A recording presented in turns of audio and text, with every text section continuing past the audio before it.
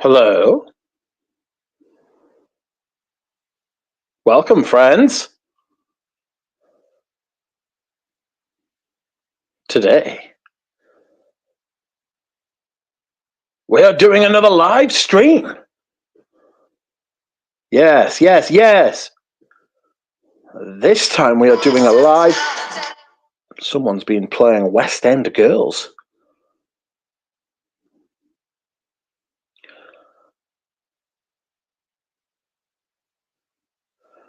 We are doing another motherfucking live stream, my friends. This time we are doing it on StreamYard. Perhaps, I will have guests on. Welcome, friend. Oh.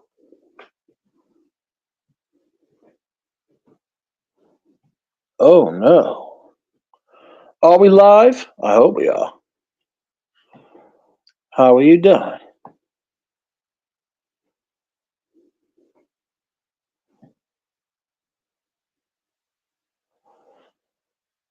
What's going on, friend? I hope everything is well.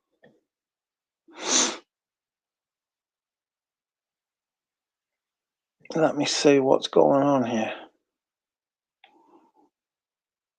Sorry, I'm just having to do some mad shit, like, because,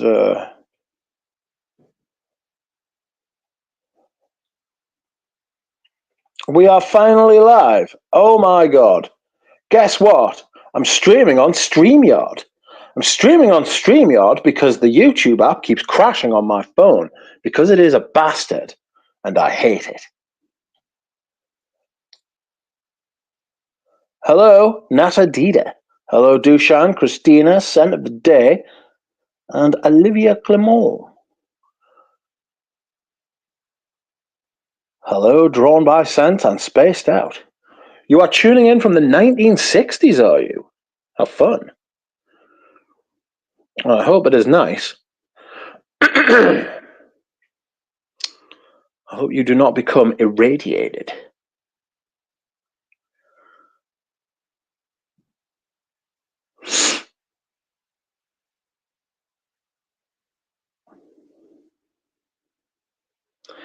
In a western town in a dead-end world, East End boys and West End girls.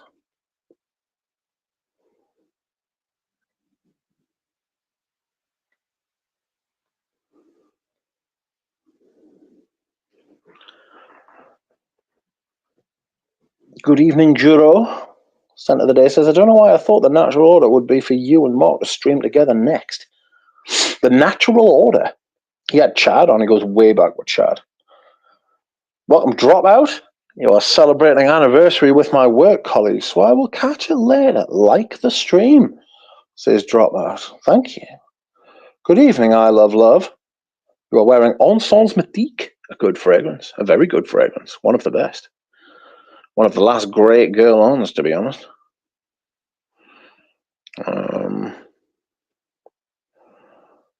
Yeah.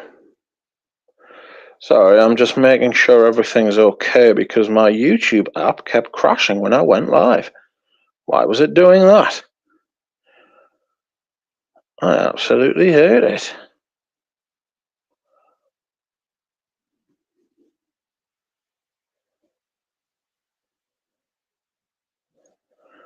Oh dear. What a day. The chat's not up on the screen though, so that's a bit of it. Oh my god. It would appear that we will have a motherfucking guest. Please hold. Friends, Romans, countrymen, I must find out what's going on. How do I get a guest? No band guests. Green room.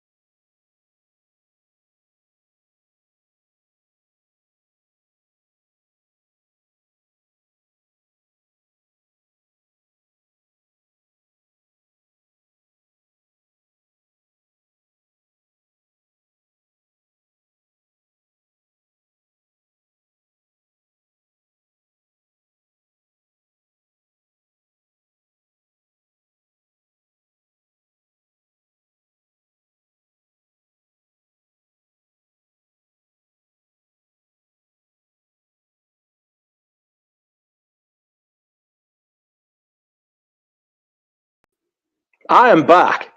Sorry about that. I will be there in a second because I am having a fucking nightmare. Oliver is exactly right. I am trying to invite a guest, and I'm not doing very well at it.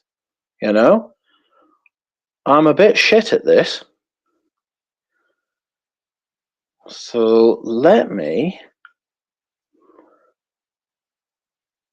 send a motherfucking link to my friend. Okay. Can you still hear me?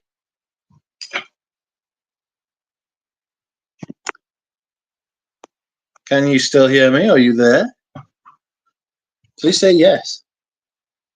I'm extremely hopeful.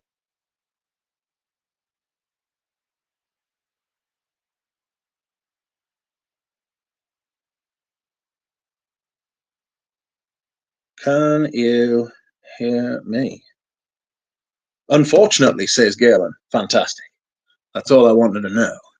I've invited a guest, a very special guest, and hopefully there will be a guest coming soon. Very special guest who we will talk to. Shut up, Proddy. What's going on? I hope you are all there. Ooh, a guest has arrived. Please hold whilst I sort out myself. Oh, hold on. We have to press this. Add to stage. Woo! Hello? Hello. Can you hear me, or do I need to put a different mic in? I can hear you. You are quiet, but I can hear you. Maybe I'll sort a different mic out. It's quite all right. Maybe I should just be more quiet. Well, there's always a case for that, darling. Yes. Yeah. How are you doing? I'm okay. Thank you for badgering me. Yes. I had to badger you to come on. But here you are. I have been badgering you for a while. And now here we have.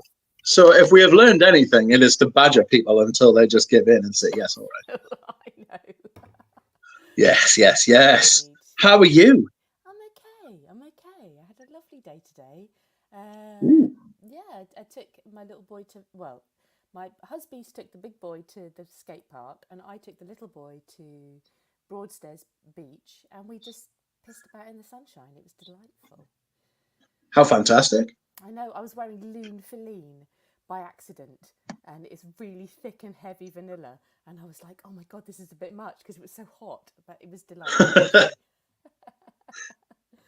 Everyone is saying they cannot hear you. Okay.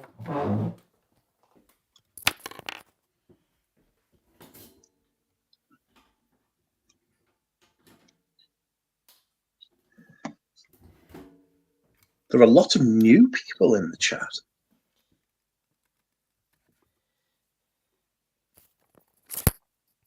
Let's see. Oh.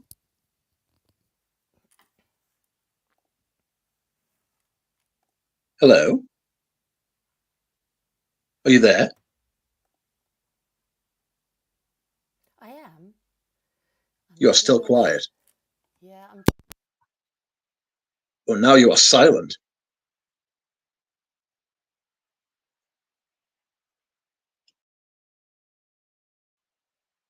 We can't hear any Fliss. Oh, lots of microphone.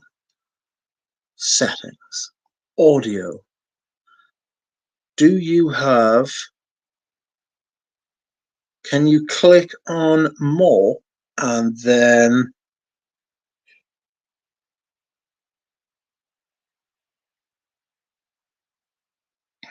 We are riveting.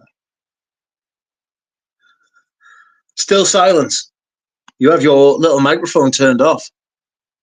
It says off next to your name. See where it says mic? See where it says... If you press... There you are. We're getting feedback now. That's because my phone was on. How about now? Let's see. No, we can still hear. Can you hear me? But is there feedback? You can hear me. I can hear you. Yeah, but so can I. Oh.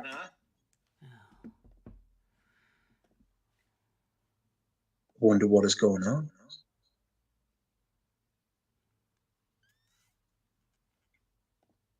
How about this? This is great. But better? I can still hear myself. Oh. Sugar and spice. Oh my god.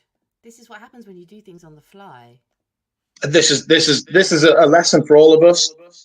Just don't be spontaneous, for God's sake.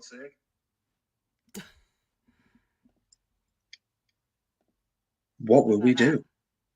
Oh, yes. Speak, duck. Yes.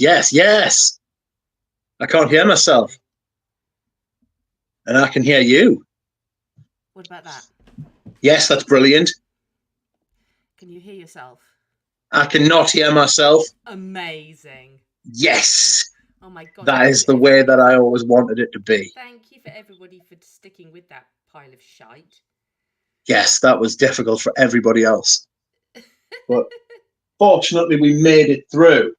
So here we are at last. I tried to stream, right? And I was like, my YouTube app kept crashing. And I was just like, why are you like this? So I decided to stream on StreamYard. And then you were like, fuck it, get me in. So very well for all concerned. So here we are. Oh no, you've gone quiet again. We can't hear you. Not quiet, you've gone silent. How about that? Yes, that's better. Okay, I accidentally pressed the mute button on my massive mic. Oh no. Oh, it's a big unit. No, I wish I had one of those. That Fliss was never prepared. Yes, many mics. That is... Okay, cool. Can we relax now? Yes. It's a bit sad. Everyone can see me, but they can't see you. I do love Hold your on. gallop. Look at your gallop there. Yes, my big gallop. Did I ever tell you about the deal I got from me gallop? You did. On multiple occasions. I was really pissed off. Yes. I'm not surprised. I would be if I was everybody else. Well, I love gallop so much, and I was like, fucking... I'm going to use this naughty word, but see you next Tuesday. How can he get it for that money? And then because you sent me the link, I was like, I could get it now. I could just undercut him. And then I didn't because I'm your friend. You didn't. That's right. It's true. I got a 50 mil and 125 mil. Okay. And it was £200, which is less than the 50 mil. And it was from someone from Newcastle as well. Well then, look at your big mug. Oh yes, I got a replacement one for the one that I dropped. I know. I was upset. You were there when that happened, weren't you? You knew about it. I told you about it straight away. You were the first person I went to.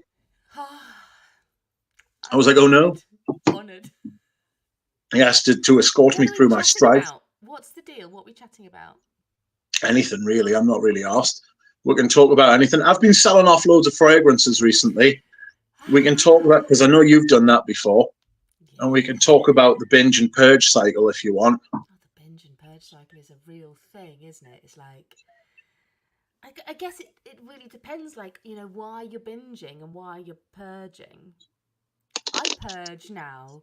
I used to have like this massive collection. It used to be like 350 bottles or whatever. And then obviously a lot of people know that I was very ill during lockdown. And because I'm self-employed, I had to make a load of money. So I went to what I call my liquid bank, which is obviously my frags. And I sold off so much stuff to get me through that hard time. And I can honestly say there's about 3 things out of 200 that I miss. Yeah. And that was a real lesson for me in terms of learning that it's so easy, isn't it, to get like, oh, my precious. And you get all precious about stuff. And actually, it's not that precious at all. Yeah, binge and purge. Yeah, I've been selling off loads of stuff recently. And to be honest with you, I couldn't, unless I actively think about it, I couldn't tell you what I've actually sold so far. I'd probably have to go back and check. There are certain things. There are like the untouchables, but not like in the Indian caste system kind of way. No, In no, the no. kind of way that like I would just never. Do you know what I mean? Like I'd run back into the house if it was burning down to save. You know, like I think I was sending you voice messages when I was sifting through stuff that I was going to sell, Yeah. and I was like, "Ooh, no, not that, not them, not Not them. that. Put them over there." And then these over here. Yes, I didn't even know I had a bottle of that. Yes, I'll sell that. But You know.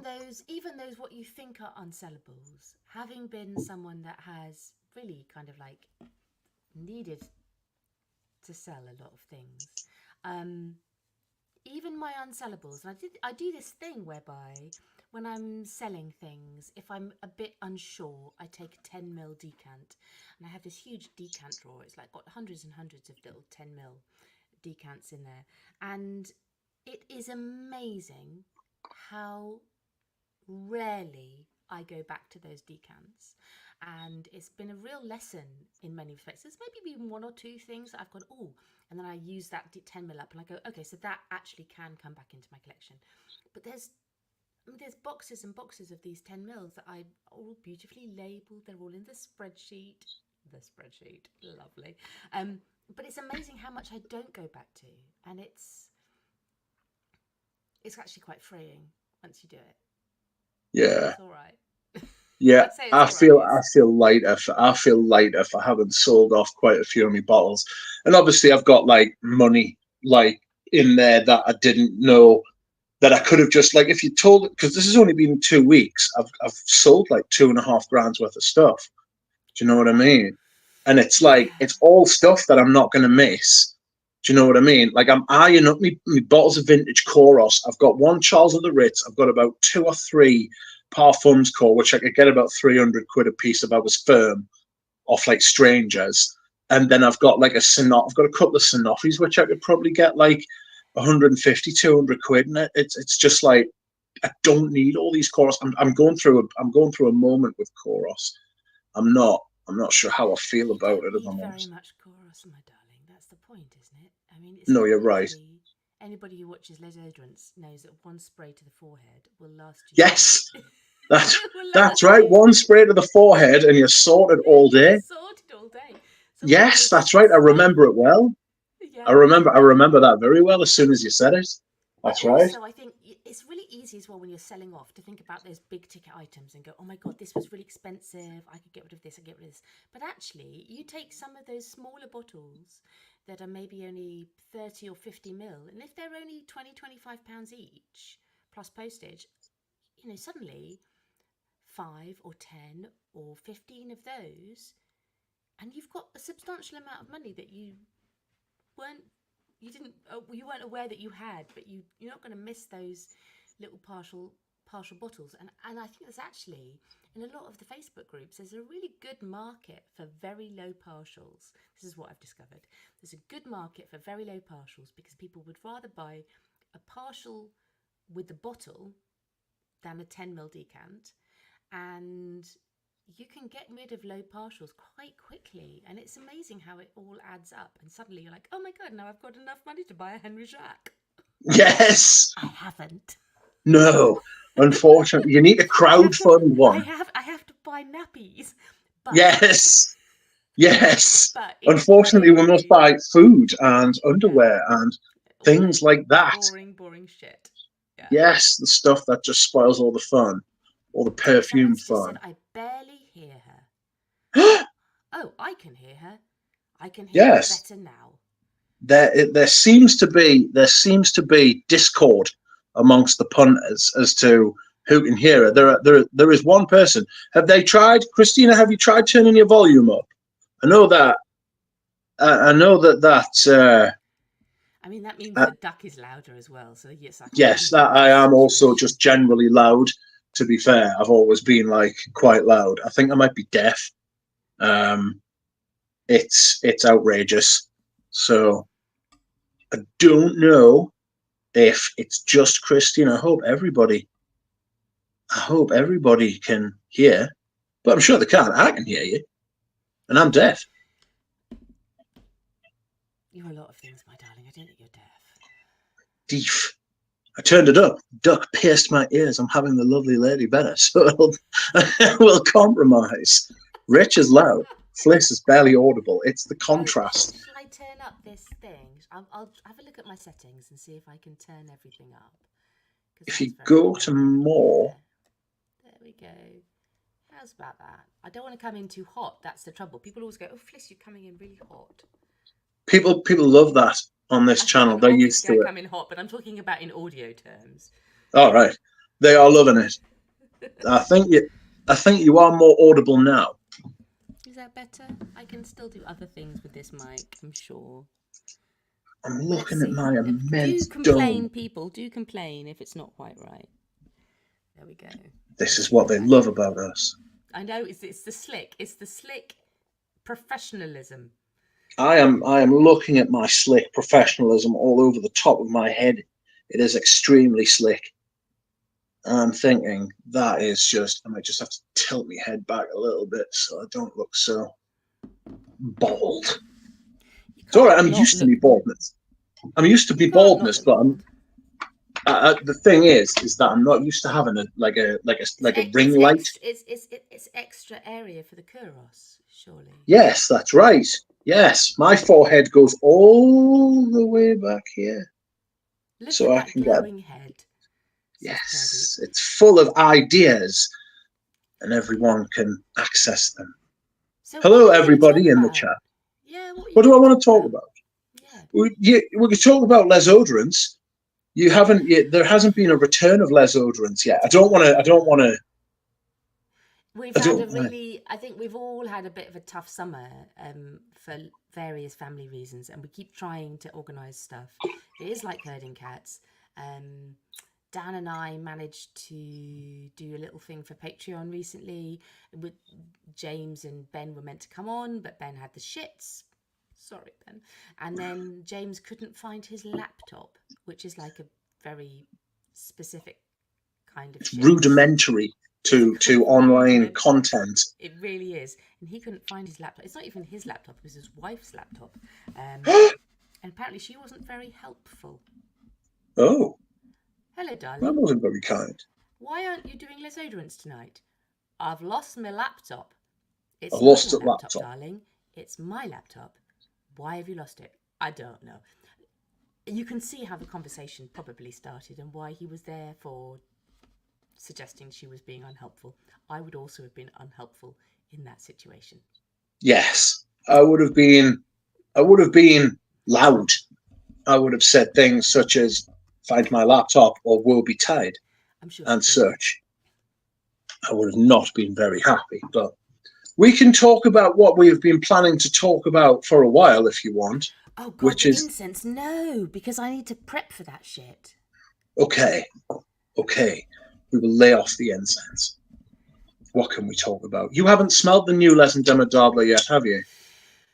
No, and I'm not sure I can be bothered. Yeah, for it's a lot of money. I saw James wrote money for from what I've seen on the groups and on some of the reviews that I trust. It's £400 is a lot to spend on something that maybe is a bit meh. And I'm sad about that. I really am, because I love Les Indomitable. I think Antoine Lee's amazing. But I'm sad. Yeah. I'm pretty sad. I'm a little bit bummed about the brand at the minute in general. Not as sad as I am about Berenia by Hermes. I have a sample. Have you got a sample with you? I've got one right here. Give me 2 minutes. I'm not even going to spray the fucker. Give me 2 seconds whilst I bear it. source my sample. I can't bear it. There it is. I've sourced it. 1 moment. I have Saint Celier scent strips. A nice bit of a look. Pradeep says this incense vid is taking longer than Avatar 2. Yes, it is. Someone's telling me to speak louder. This is very bad that you can't hear me. It's literally up as far as I can go now. Oh no, I can hear you. I think you're louder than you were before. Oh, have you tried turning up your volume, Lou Musk? He doesn't want to hear you any louder. That's the problem. 20 years later, yes, I know. The Barenia, it's just the most horrific. I'm not even going to spray it on my skin, to be honest, because I can't bear to do that again. I've got to reach forward and get a little strip. This is the new Hermes by Christine Nargel, who's apparently been working on it for years. Yes. I doubt that, darling. It's so sharp. So sharp. It's really angry, isn't it? It's very angry, and I know a lot of people love Biche, and I can understand why. He's not my thing. He really isn't my thing. And I've been very vocal about it, and it doesn't mean it's bad. It just means it's not for me. But he does a lot of he loves a good amber wood. He loves all of that kind of aroma chemical stuff. He does these big diffusive things that walk into the room with you. And this smells like that. It really does. But it smells like it in a very, very fruituli way. I wish, I read on Insta today, somebody saying, I wish they'd stop calling it a chypre, because it's not a fucking chypre, it's a fruituli. It's kind of like a wishful, like a wishful angel. It kind of feels like they've got one foot in the past and one foot in the future. Like Nigel's she's trying to feng shui Quentin Biche's aesthetic into Hermes. You know, like she's trying to give it that kind of fruity, that. So aggressive. I kind of have to hold it over here now. The thing I love about Hermes is, and I have some stuff in my collection, but a lot of it for me is about this kind of really cool, classy thing. And it's, they do a leather accord beautifully, that lovely suede leather, that handbag leather. Even when they did paddock, there's a bit of that saddle leather. They just do leather accords beautifully. And a lot of the Hermescence line as well has these beautiful leather accords, and they're soft and creamy and kind of, they are just full of class. And I think, if I'm being awful, this just doesn't really have a lot of class. Even if you like it, I don't think you could say it's classy. It feels shouty. It feels a bit like reality TV, doesn't it? It's got pushed out with big lips and like bonkers eyelashes. It's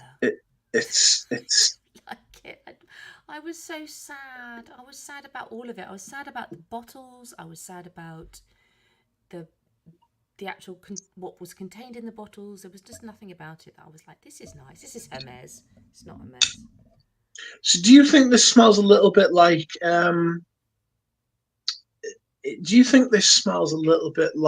Violette Valenca? No. Really? Nothing like it. I think it's got an element of it, but not necessarily in the smell, in the vibe. So if you smell that big, tart, kind of purple, kind of mauve, like raspberry but more purple kind of thing.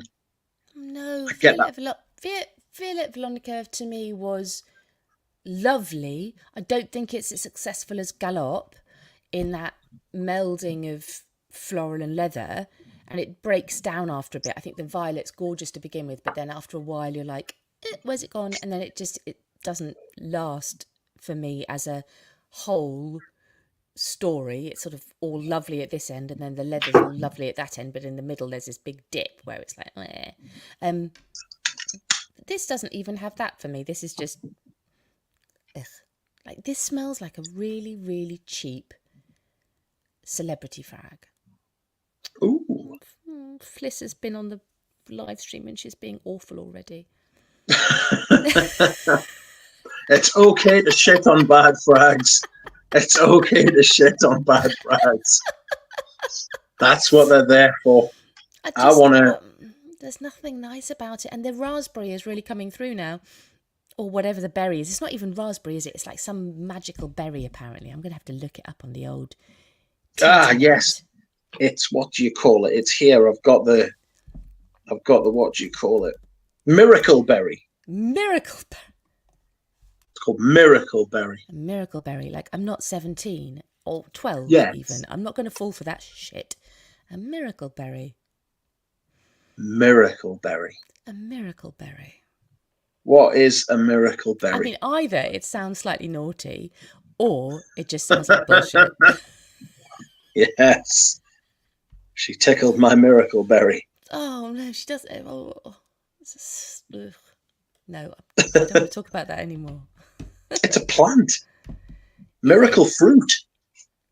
Syncephalum dulcificum. Yeah. Spaced Out says it's a 2000s fruit chili frag. Yes, it really is. It does smell that kind of overly sweet, kind of girly top. Pradeep says Gallop is a flop. I'm so sad, Pradeep. I love Gallop. It's one of my favourites. Gallop is a flop? Yeah. What do you mean in sales? Well, I know Pradeep's like, he's in Paris, or he goes to Paris to smell fragrances, and he does like to ask what sells well and what doesn't sell well. Like, because he keeps telling me Bois d'Argent's still like the biggest perfume in Paris and in France. And Dura Rose works for a fragrance company in Ireland, and he says that. Dura Rose also says Barenia is sweet. JCE is on record as saying that sweet perfumes make you smell stupid. And I kind of agree. Yeah, I don't have many sweet perfumes. There's a specific type of sweet, isn't there? But yeah. When it's like sucrose, Baccarat Rouge, kind of cotton candy. I just, no, it's not for me. Not for me at all. Blech. No, I don't like that kind of thing, I must admit. Even Gallop's a little bit sweet. I think someone's just told me I've smelt the wrong end of the strip. I don't care. I like to smell the fat end. Yes, I like to smell the fat end as well. Yeah, I like to smell the fat end. But I don't have a fat end on these. Well. Although, I have bent this one in half. Oh, that's but not to worry. There's a lot of things you're meant to do with it, isn't it? There's all this kind of like, arcane algorithms that are meant to make you be in or not. I like to hold it by the wrong end, smell it by the fat end. Do I give a shit? No. How did it ever come to that? How did it? Who made that rule up that you have to smell the fat end? Twats. And why? Spaced Out says Queer Donge is my number one Hermes. I would agree. I love it. Somebody said it was being discontinued. I don't think it's being discontinued. I just think it's out of stock a lot at the moment. I can't imagine them discontinuing such a beautiful, beautiful frag. At least I fucking hope not. I think that Spaced Out, you and I are going to have to fight over shit on eBay. Not like that. I think that Pradeep would be able to find out if it was discontinued. Yeah. Because he knows. Let's stop smelling this. We keep smelling it. Stop it. I'm gonna crunch it up and put it in my pocket to go in the bin because I don't want to smell it anymore. Your pockets will smell of it now. I know. I don't care. Oh no. So have you bought anything recently? I've been on a massive no buy, but I did. So what happened? So I was on one of the groups. There was like this bundle for like some Molinard fig. Molinard, really underrated house. They're not mind-blowing, but they're just solidly good. And then a diptyque of Tamdao or Dao, which was like half full. Tamdao, yes. Yeah. And then something else as well for like 40 quid. Hasn't arrived yet, but that's the first 40 quid I've spent in quite a while because I need to sell. I don't need to buy. Yes. I have been selling and not buying, although I did buy something by accident. I got a partially full Ultra Zest by Thierry Mugler, which is like a 10-year-old flanker. It's in the orange bottle. Mm-hmm. And I was like, it was like about 13 people had bid, and it was up to £63, and I bid £65.69 because I'm a That's child. the trick. That's the trick. Is to Yes, do. I do 79, and it's often yeah, that's the because if you do 75, it's not quite enough. You have to do yes, 79. I don't know why I'm giving my tricks away. yes. And I bid that, and nobody else bid on it because they usually go for hundreds of pounds. That's something I've noticed as well recently as well. Certain fragrances have dropped off They massively. really have. We were talking, weren't we, earlier about the drop off of um, vintage L'Artisan. Yes. I got a full bottle of. Oh, you say had I bought anything, and I lied, didn't I? Because I have. I bought that tea for two that you sent me the link for, and that was £75 for 100 ml, and it's beautiful. Yep. But I sold a partial L'Artisan Traversée de Bosphore, and it was only 50 ml, and I sold that for 150 a couple of weeks ago. So there's kind of What? this thing whereby it depends how desperately people want it. But if it's not like in people's radar, I think the bottom has just completely fallen out. And was it the Fou d'Absinthe you were looking for? And that ended up going for like 60. And that was a full Yeah. bottle. I think it was Mercant Loop. Oh, Mercant Loop. Yeah, no, it's not Yes. great. Mercant Loop. Yeah. I've never smelled it. And the guy put it up for 130. And then the next day it was like 110. And then the day after it was 90. And then it got down to 70. And somebody bought it for 64. It's Yeah. somebody's desperate to sell that. I would have just left it for a while. I'd have left You it for a while. know? Sometimes I think you do have to leave things for a while because you leave it, it doesn't make that first round of your week, and then you get little messages, people going, "Have you sold it? Have you sold it?" And then you put it up again, and then it goes. So you can't be Yeah. too desperate. Yes. But I There would was a say things are bottoming out. I think in the UK at least. I don't know where it is, how it is in Europe or the US, but I think in the UK there's a lot of markets that are bottoming out. yeah. There's it's not everything is as rosy as it once was. Um DJ is saying the UK fragrance scene is dog shit. The palette is dog shit here. The just the I don't know. That's just like you've got to sift through a lot of bad stuff to get to the good stuff these days. Yeah.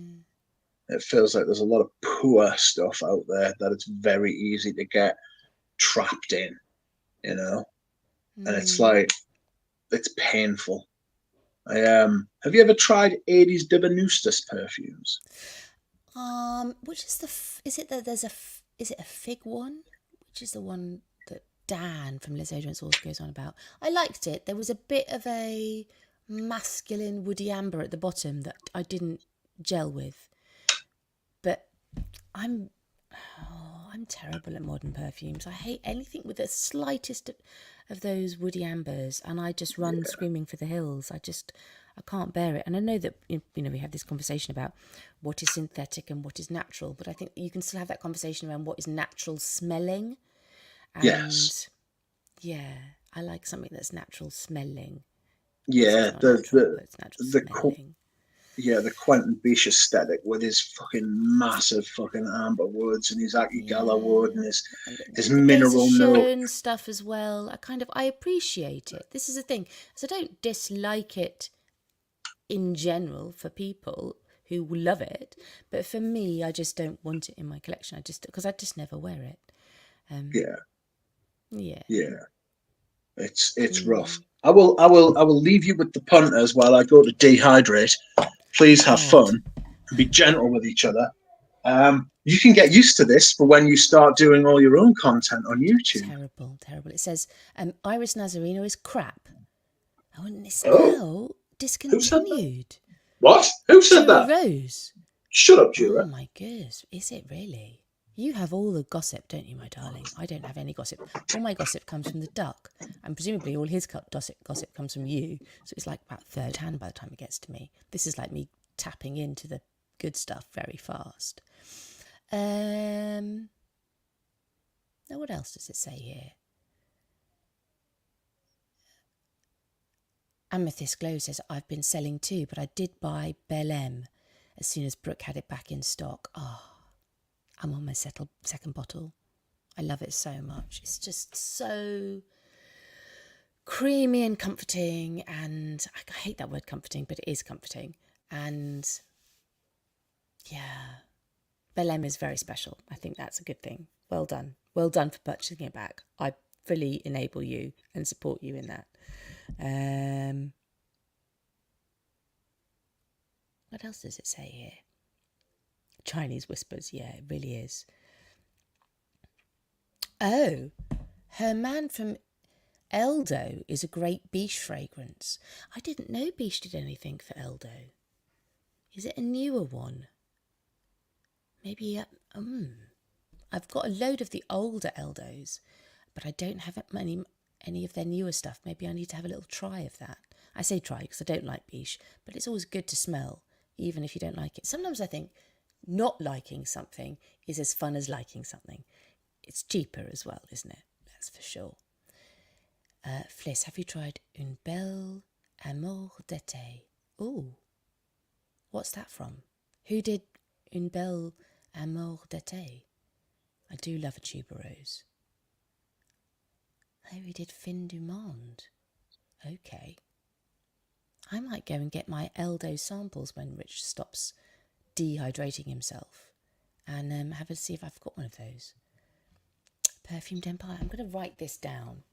It's always good when you're on a stream to have a little bit of paper to write down what you need to smell. Une Belle d'Amour. This is as riveting as watching him dehydrate, isn't it? Me writing shit down. Une Belle d'Amour d'été Perfume Empire. Cool. I shall check that shit out. Great. Fliss, who is the most annoying on Les Odorants? I mean, apart from me. It's hard to say, isn't it? Dan's hilarious because he thinks everybody's like a little potato and doesn't have any feelings. He's very suave and sophisticated and all that stuff. It can be kind of annoying. James is annoying because he can't ever find his fucking laptop. He's got a lot of opinions, which is nice. Ben, I don't think anybody can be annoyed by Ben. He's just too lovely. Even though he does like to smell really weird shit, you can't be annoyed by Ben. He's just too cool. So yeah, James or Dan? Hard to say. I have a soft spot for James though because we have a really similar taste profile. So even though he might often be late to recordings, then when we get to talking, him and I back each other up all the time. Whereas Dan and I have like polar opposite ideas of what a good frag is. So, you know. But that's the fun, isn't it? The fun is everyone's different. And Yes. equally annoying. I have placed Fliss's YouTube channel as the pinned comment. Please go. Sorry? There's nothing on there exciting. I don't ever But there upload. will be. Oh, I know. You keep telling But me there will be. There will be. See? Yeah. We thought the stream would never happen, and it did. But this will give you an outlet to talk to the people, and they will subscribe from here. I've got to go and just quickly get my Eldo sample set because I need to just double check on this Eldo and see if I've got it. Herman Mezaco. Okay. I will tell the punters to subscribe. Subscribe to the what's it called at the top? The pinned message. The pinned message at the top. Do you have the box? Oh. Do you have the box? Yes, that's the one I had. I did a video. Well, I did a series of videos where I did first impressions on all of them. You could steal that idea if you want. Oh my God. You did some first impressions? I did groundbreaking. Absolutely groundbreaking. Absolutely. That's what I thought when I did it. I was like, no one has ever thought of doing this before. I will do it now. People will think I'm a genius. Dura Rose is outrageous. Jura, I have this bottle of Iris Nazarena. It definitely is not discontinued, and it is definitely not crap, because I had the vintage one. Ooh, Fliss has the sample. Let us see what she thinks. A live first impressions. My God, the excitement. The God. tension is palpable. I'm going to need a glass of wine after this. It's too exciting. Oh my God. Oh no! But the thing is, because it's a biche, do I want to spray it on me? Because as we know, I'm not a biche fan. I've got another. I'm going to do the fat end again. I know people dislike that, but I don't. Yes, it will get the engagement. The people will be disliking in their droves, but it's all engagement. People don't realize that disliking a stream is the same as liking it. Oh no!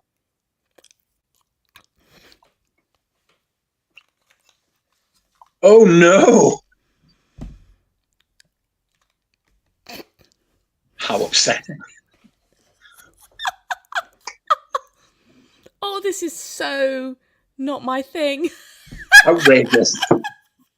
What? Herman Mezako. There it has. And I know it's got a lot of top to it, because biche stuff does. Very aroma chemical hell top. But at the bottom it has that same spermia cord that oh God, it's getting worse as it dries down. The same spermia cord that what's the Antoine Lee one that he did for Eldo? Secretions Magnifique. That's the one. But you can smell it. But now the top of this is taking over. Oh no. Would you like to hear the notes? Oh yes, do tell me the notes. So the top note, there is pepperwood, which is a trademark of someone, galbanum and blackcurrant. Well, the blackcurrant is what's making it smell pissy.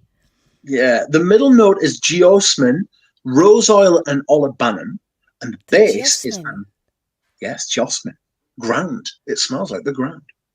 And then the base is ambroxan patchouli, calypsone, and vetiver. What are you, I hate ambroxan. I hate anything that hasn't. Well, Oh, according to this, like a really chemical. It's very, very bright. I can see why people who don't have my taste would like it. It's very bright. It's very big and diffusive. It smells incredibly clean. It smells slightly citrusy without actually smelling of citrus. Yeah, it smells. It's beginning more and more now as it dries down to smell a bit like clean linen, but like posh clean linen in like a posh hotel. But I'd walk into that posh hotel and go, ugh. But I still can't get away from that slightly spermia cord that I can smell underneath it, right at the base. It's the calypsone's in the base, and it's a molecule by Givaudan, and it smells like ozonic sea breeze with a fruity watermelon nuance. Yeah, anything with that ozonic stuff is like, I just smell sperm. Spermy. About me. It's got a spermy note. How gross. I don't like it at all. Who said it was nice? Identify yourselves. Did anybody say it was nice? They just said it was a biche. A biche. Have you got experimentum crucis? Where does that come from? That is Eldo. It is in your box. It should be. It could be. Oh, Rachel has just said, Fliss, I totally feel you in this instance. Hello, Rachel, my love. Yes, you and me. Rachel, we have just been talking about Barenia. Fliss, she would like to know Fliss's opinion on it. Oh, Rachel, you missed it. I said it was shit. It's just so synthetic and not smooth. It smells like biche is already in the house and that they just forced Christine Nagel to make something biche-ish and lie and say she was doing it like for years. She wasn't. It's like just like shoehorning him in before he gets there so that nobody really notices the change. I don't know. That's me being all conspiracy theory. It's true. It's true. That's what I genuinely smelt it and went, oh, okay. It smells biche. It smells biche. This biche. Attaqueur Le Soleil is his best Elder. Do you I haven't smelled it. Who did Attaqueur Le Soleil? It's apparently Biche, I think. Did he? Apparently, I don't know this. Attacker. Do you have that one? Is it in your box? Well, I've got 2 boxes of. I've got this new one and I've got an old one as well, so I might have to get the old one. Outrageous. I didn't know there was an old one. Yeah, before they did boxes, it's just like came in a big old. No, Envelope. You might have to chat while I go and get my envelope of the others. That's fine. I will chat. Attaquer le Soleil Marquis de Sade by Etal Marquis de Librador. Sade. Yes, I've got it. I've got it right here. Yes. God, I'm giving value for money, aren't I? That's right. This is why you are a natural. So you should start uploading to your channel. You could monetize it. The people would love it. You could do lives and people would super chat and all the good stuff. Let me just spell. I mean, let's do this Attaque Soleil business. Marquis de Sade was a real dodge dude, wasn't he, as well? Yeah, he was a bad dude. Like he was a bit of a pervert, you know, a dodgy man. I think I will wear this. Now, is that a biche? Is that really a biche? Because that doesn't smell biche to me. Is it Attaquer? Yes, it is. Is this before he got into his stride? 2016. So it's like the best part of 10 years ago. Isn't it? Fragrantica. Here we go. I'm sorry I have to always look at Fragrantica. It's a decent bouncing off like thing, you know. It's like a sound, like a wall you can bounce ideas off. Oh, I know. It is a Quentin Biche. Bloody hell. 2016. Doesn't smell like one though. Oh, it's the one where it's just labdanum. It's literally just labdanum. I really like it, but you know how I feel about labdanum. This feels. I like it. It feels like polished wood floors in like a palace. It's still a little bit rough, I would say. Maybe it was different on the skin. It still feels a bit rough. There are things that from Eldo that I think smell similar that are better. So, like, is it Afternoon of a Fawn? That's another Eldo that smells like woody waxiness. That's delicious, but it feels more rounded. This doesn't feel very rounded to me. Okay. This one doesn't smell like a biche, but it doesn't smell awful. It's someone, I'm sure it was Jura Rose telling us that it was the one where he just used labdanum, but different aspects of it and put them all together and like feng shuied it into like this whole perfume. Well, I like this. Well, I think you should have done more of this and less of that other stuff. But that's just me. Pradeep says Afternoon of a Fawn has a big pickled immortelle rose. Do you like a pickle? Well, I don't know. I think people often say they can smell pickles and stuff, don't they? Like it's like that Santal 33 thing. Everyone goes, it smells like pickles. I don't smell pickles on it at all. I think just goes to show rough. what a funny little thing perfume is and what people's noses do. Yes. I mean, this is the other thing when in les odorants, when people get all grumpy about when we say things bad about their favourite perfume or whatever, it doesn't matter. None of it's serious. It's just our opinion about a thing that's totally about subjective opinions. So don't take any of it seriously. I mean, God, can you imagine if we all took this seriously? Well, I mean, people have been known to go off on one every once in a while. I know. It's very strange. I'm going to go and get my other Eldo set. You sit there. I will sit here with my immense and terrible dome. And you will get your sample set. Jura Rose, I have sent you a message. A message on WhatsApp. You should read it.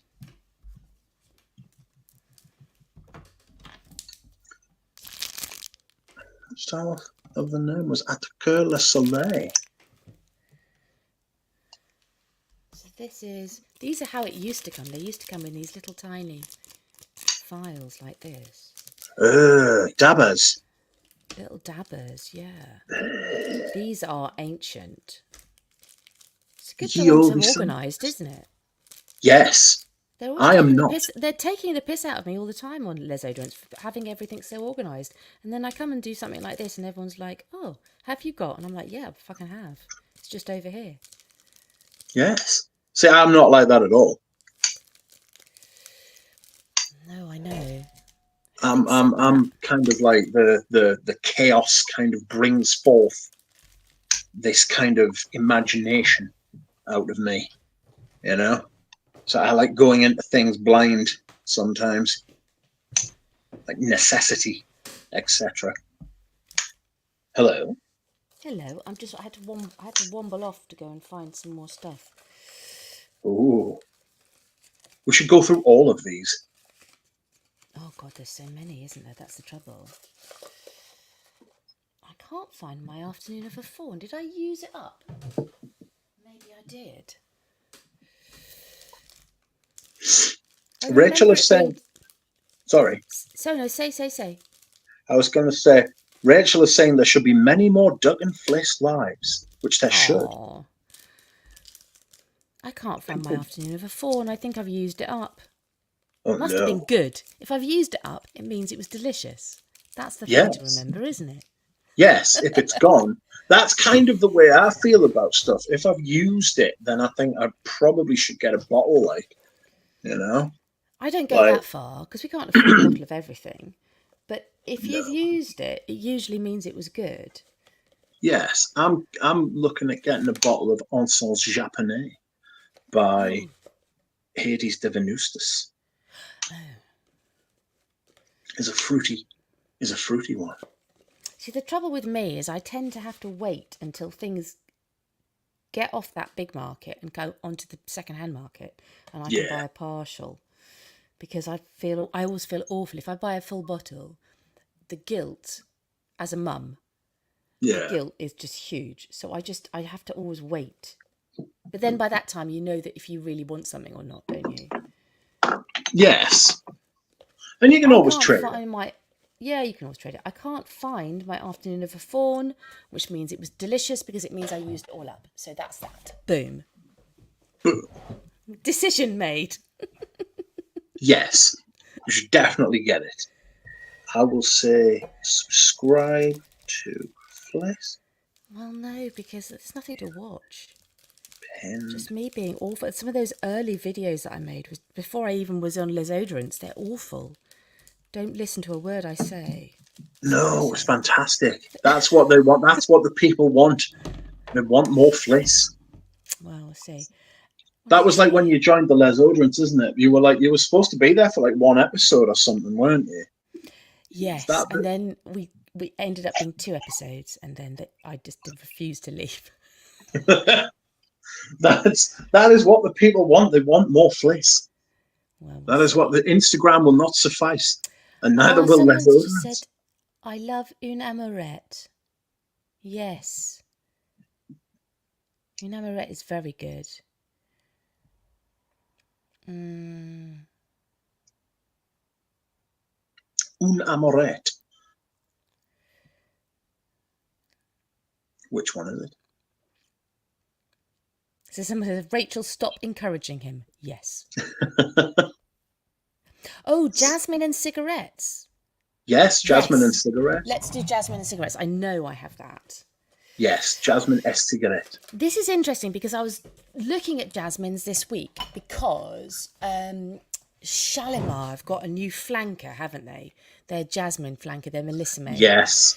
Oh, I love Shalimar. I've got more Shalimar than I've got anything else. That said, I think the Melissime line recently has just been pants. And it feels like a cash grab. It feels like they did all those lovely Voyage de Route de Shalimar like 15 years ago, and they were beautiful, and they're very hard to come by now and very spendy. And then other Shalimar flankers like Eau de Shalimar with that lovely lime top, and also Filtre with all that lovely beautiful fluffy vanilla. Very, very, very good. But this Melissime, the first one I purchased blindly because I was so excited, and I was disappointed and I sold it. The iris one didn't smell like iris at all. Oh, the first one just smelt to me of Fave Delicieuses, and I've already got a bottle of that, so I sold that. This jasmine one, I've seen 2, if not 3 reviews. It just says it smells like posh toilet cleaner. And I just think, oh, come on, Goya. What are you doing? Yeah, they've kind of shit the bed a bit. Like they've gone down the smell like focus groups. You know, like if Yeah. you compare them to those ones that I sent you recently, I don't know if you want to mention those or if you've got to save Not them yet. We've for. got to save them up for the old lizards. But other jasmines I was looking at, I mean, I've got a really old bottle of Jasmine Rouge by Tom Ford, which is just beautiful. And À la Nuit by Serge Luton. I mean, that's, to me, those are like, À la Nuit is my gold star jasmine. You just can't you can't beat it. And the Tom Ford is very, very good, but it's much more kind of office wear, but it's just still delightful. Oh, this jasmine and cigarettes is lovely. So, did you see Christopher Sheldrake's post on Instagram the other day? No. That I think it was Pradeep sent me it, and it was a bottle. It was a bell jar of the Alanui, and the like. I don't know if it was engraved or it was like gold had been applied to it or something like that, but it was outrageous. It was beautiful. It's amazing. Serge Luton. I've sold quite a few Serge Luton recently, and come to the horrifying realization that I only have 2 backups of Shergy. 3 if you include the original formulation that Well, I I've don't know got. how But you're going to manage, darling. I know that's what I thought. I've got like 5 or 6 bottles of Vetiver Oriental and 5 o'clock au gingembre, and I've only got 2 of Shergy. I was like, this Do aggression will you not really stand. need them? Really? Honestly, do Yeah, you? I could sell a couple of the backups of the Vetiver Oriental and the 5 o'clock au gingembre, but only to buy more Shergy. I need I need more Shergy and Amber Sultan. You know, Do they're you? the But how can you? You've got such a huge, wide-ranging collection. Is there really space? I had this when I was selling stuff off. I was just like, okay, I'm going to cut down my backup bottles. I've got only maybe 5 or 6 things that I've got backup bottles for now. I've got so many. Oh no. I've got so many backups. I've got like a big cupboard full of them. It's outrageous. Like I say, I've sold about 30 or 40 perfumes recently, like bottles. A lot of them were backups and stuff. But like this is me Amber Sultan, which I've had since like, oh God, how long have I had you? A long time. And this is like, Is that? I mean, I haven't even Let me look at the. No, the other side. this side. Okay, so that's a second iteration because the white label has normally 2. It has the one with the palais. Yeah, so that's a second iteration white label. So it's still good. Yes. Yeah. Yes. But it's magnificent. Oh God, I love it. It's like this is the perfume that showed me what perfumes could be.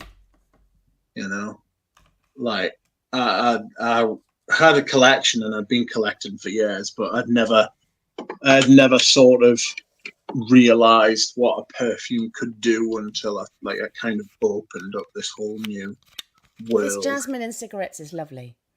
Outrageous. It hasn't got very cigarette-y yet. It's just very, very jasmine-y, but it's incredibly pure jasmine. It feels like... So what do you mean by that? Because to me, jasmine smells like arse. No. Like jasmine smells like indolic to me, like Doesn't have shitty to. and No. sorry. No. No, no, no, no, No, no. it smells fresh and floral and dewy. There is a bit of indol at the bottom. It's just getting a bit cigarette-y now. But no, Yeah, it's not hugely indolic at all yet. Jasmine blooms first thing in the morning, doesn't it? And then it gets hotter and hotter during the day. But in the morning, it smells quite fresh and watery almost. yeah, you get Beautiful. night bloom and jasmine, don't you? And then the night blooming jasmine is like, that's the stuff you're thinking of, maybe. Okay. I don't know. Someone's going to tell me in the chat that I'm all wrong, which is fine. This is apparently meant to be like Greta Garbo and Marlene Dietrich. Oh, no, it says, Christina says she gave Filter to her sister. Well, that's a very lucky sister, Christina. Well done, her sister. She is very nice. Yeah. Well, Remember that Rich hates florals, but all his favourites are full of florals. You will love Jasmine, Rich. Admit it, damn it. Yeah. Have I ever loved a jasmine? I don't know. I'll tell you what I've got that I'm not a big fan of because of the white and yellow florals. It's this. Have you ever seen this? I have seen it. I've seen it in the bathroom of my mum, who still has it, just rotting. Oh next to the sink. I know. Stop it.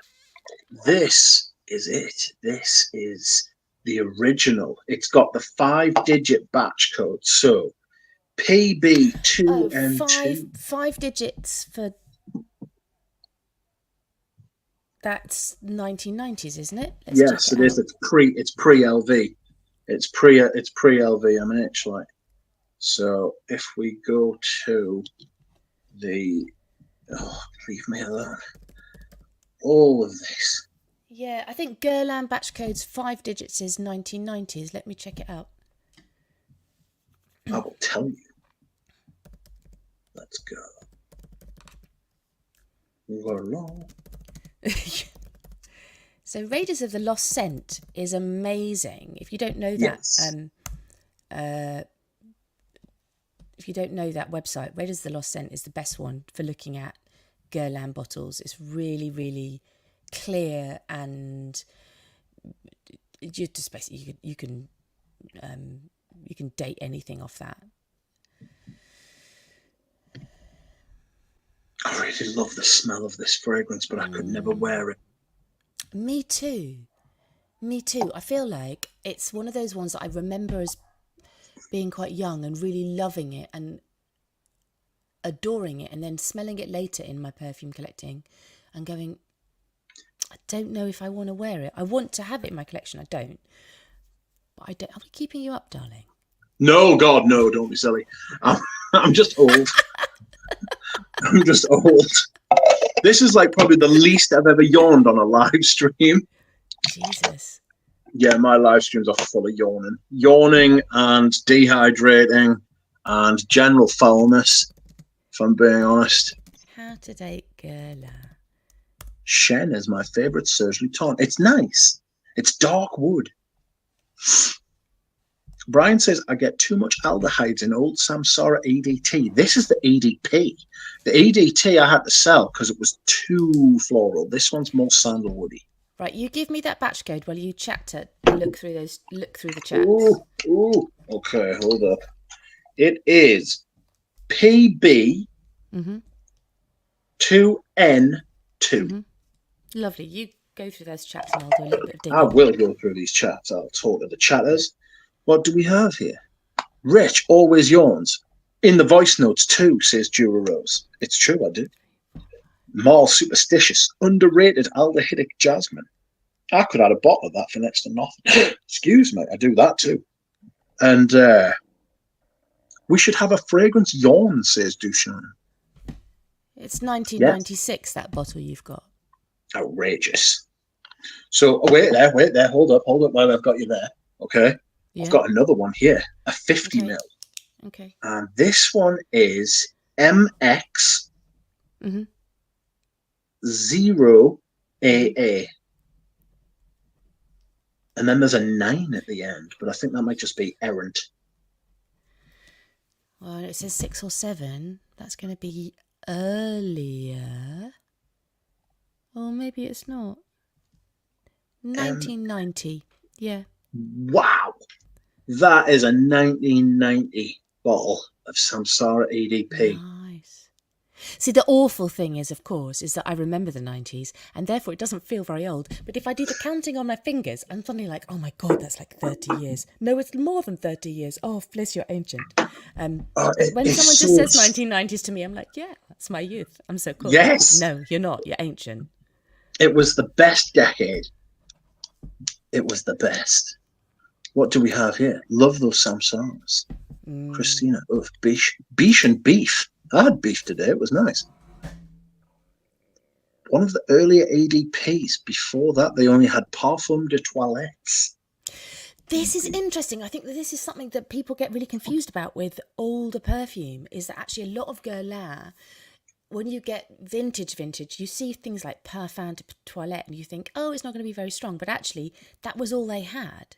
And this idea, this different differentiation between EDT and EDP wasn't there. So Parfum de Toilette is often, if you can find a bottle in good nick, it's great. And also the eau de colognes as well are not that light thing that we think of them today at all. Some of the, like number 5 eau de cologne is, it's heavenly and smoky and heavy and just different to what we smell today. But it's not a cologne in the way that we understand it. Yes, I love a I good have. cologne. I have my. I have my. Oh God, brace yourself because I'm going to destroy all sorts of shit getting this out. Oh, here we go. I have this. I don't know if you can see this. Oh, This is my Rochas Femme Parfum de Toilette. oh, I will send you some. It is outrageous. It is pre-Cresp. So Cresp got a hold of this and reformulated it in the yeah. early 90s or something, late 80s. This is pre-Cresp. All my bottles are pre-Cresp. I had a little tiny parfum. It was literally like 5 ml. It was so tiny and diddy. And it was transportatively good. And I wore it to bed. I mean, there was only enough to wear it for like 3 or 4 times. It was so creamy and plummy and sweaty. And I kind of went on a bit of a femme, what's the word, hunt. And I couldn't find anything as delicious as that. And modern femme in comparison, although it's still very good, is not. It's not what was Yeah, in that bottle for me. It's just not what was in that bottle. And I think that was the first time I really went, oh my God, vintage is where it's at. That's where I need to be more. yeah, But it's an yeah, expensive game. It's an expensive game because you have to be prepared to buy things and for them to have turned or be shit or for the top notes to be knocked out or whatever. It's hard. yeah. It You need is. money to It's a chase pain. vintage. You do need money to Yes, chase vintage. I've had mostly good luck. I've had a couple of times where I've been like, oh no, but there's been mostly good luck in my kind of journey through vintage fragrances. Mm-hmm. And it's not always the ones you think that are going to turn. It is very much kind of like how they're stored rather than what they're kind of made of. Well, you say that though. I I have this thing with Fracas. Which Fracas is the most beautiful tuberose to me, and I wore it on my wedding day. I love it. It's like part of my soul. I don't have any in my collection at the moment because I had during my journey, I've had about 3 or 4 vintage Fracas and even a modern Fracas, and they've all turned. Since Yikes. on opening, so the vintage ones I bought sealed, and then within 2 years of opening and not wearing them that much have turned, and the modern one turned within, again, 2 years of me spraying its first spray. So I think there's something in it that Is inherently unstable. inherently unstable, and I don't know if that's just me, if that's just my bad luck. This is total hearsay, so don't quote me on it. But yeah, I feel like I almost don't want to get another one because if I wanted to buy it, I know that I'd want to. Yeah, I don't wear any one particular fragrance enough to use it up before it turns. So I'm just like, that's going to be a waste of money. Yeah. It's there's a vintage femme parfum Rochas, 40 quid on eBay. So they claim. I'll send you it on the line. Well, I'm not buying anything. I'm not. I Sorry, this is can't. me. You've already enabled me once this month with that fucking T2, and then I bought 40 quid's worth of low partials. I'm done. I'm done. Yes. Yes.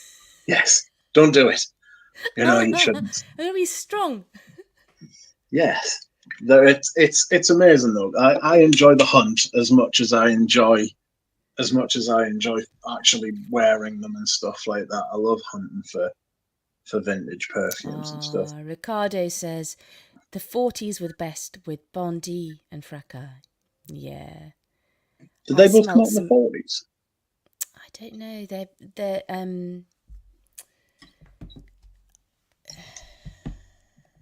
those are the Saint Cellier frags, aren't they? They're all by Germaine Cellier. Ah, yes. Yeah, I mean Piguet brought them out again, but initially were they always for Piguet? I think they might have been. Yeah, 1944, Robert Piguet. I had the good luck to smell a bunch of vintage Piguets recently, and I smelt a vintage Bondi. I smelt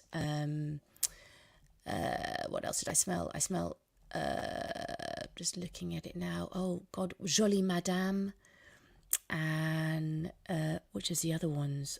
A couple of them, and they were all completely other than what you would expect to smell today. They were just you could, if you sold them on the niche market, people would be paying thousands and thousands and thousands. Jolie Balmain, that's who I'm thinking of. Balmain. I smelled a Miss Balmain, Jolie Balmain.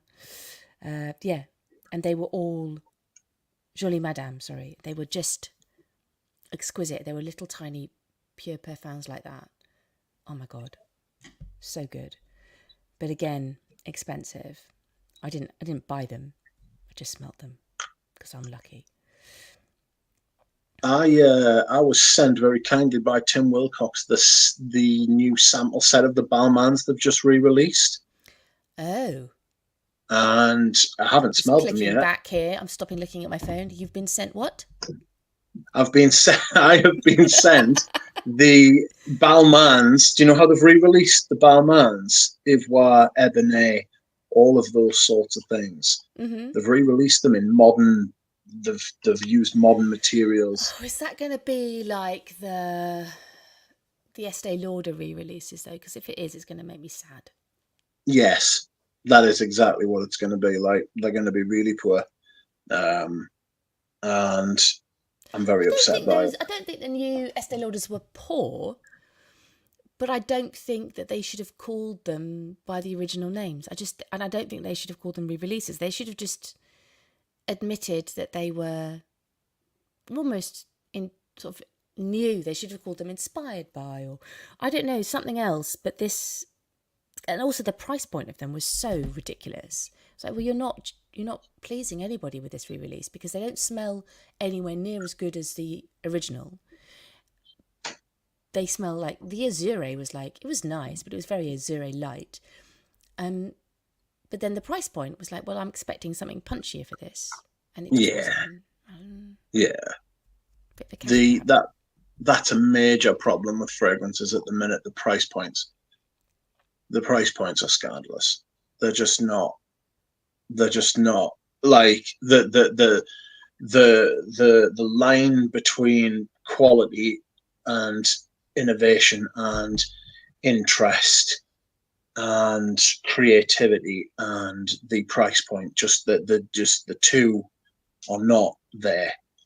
Yeah. You know, they're just not there. That's one of the reasons I went to vintage, because I found that there were just a lot more interesting. Basically, yeah.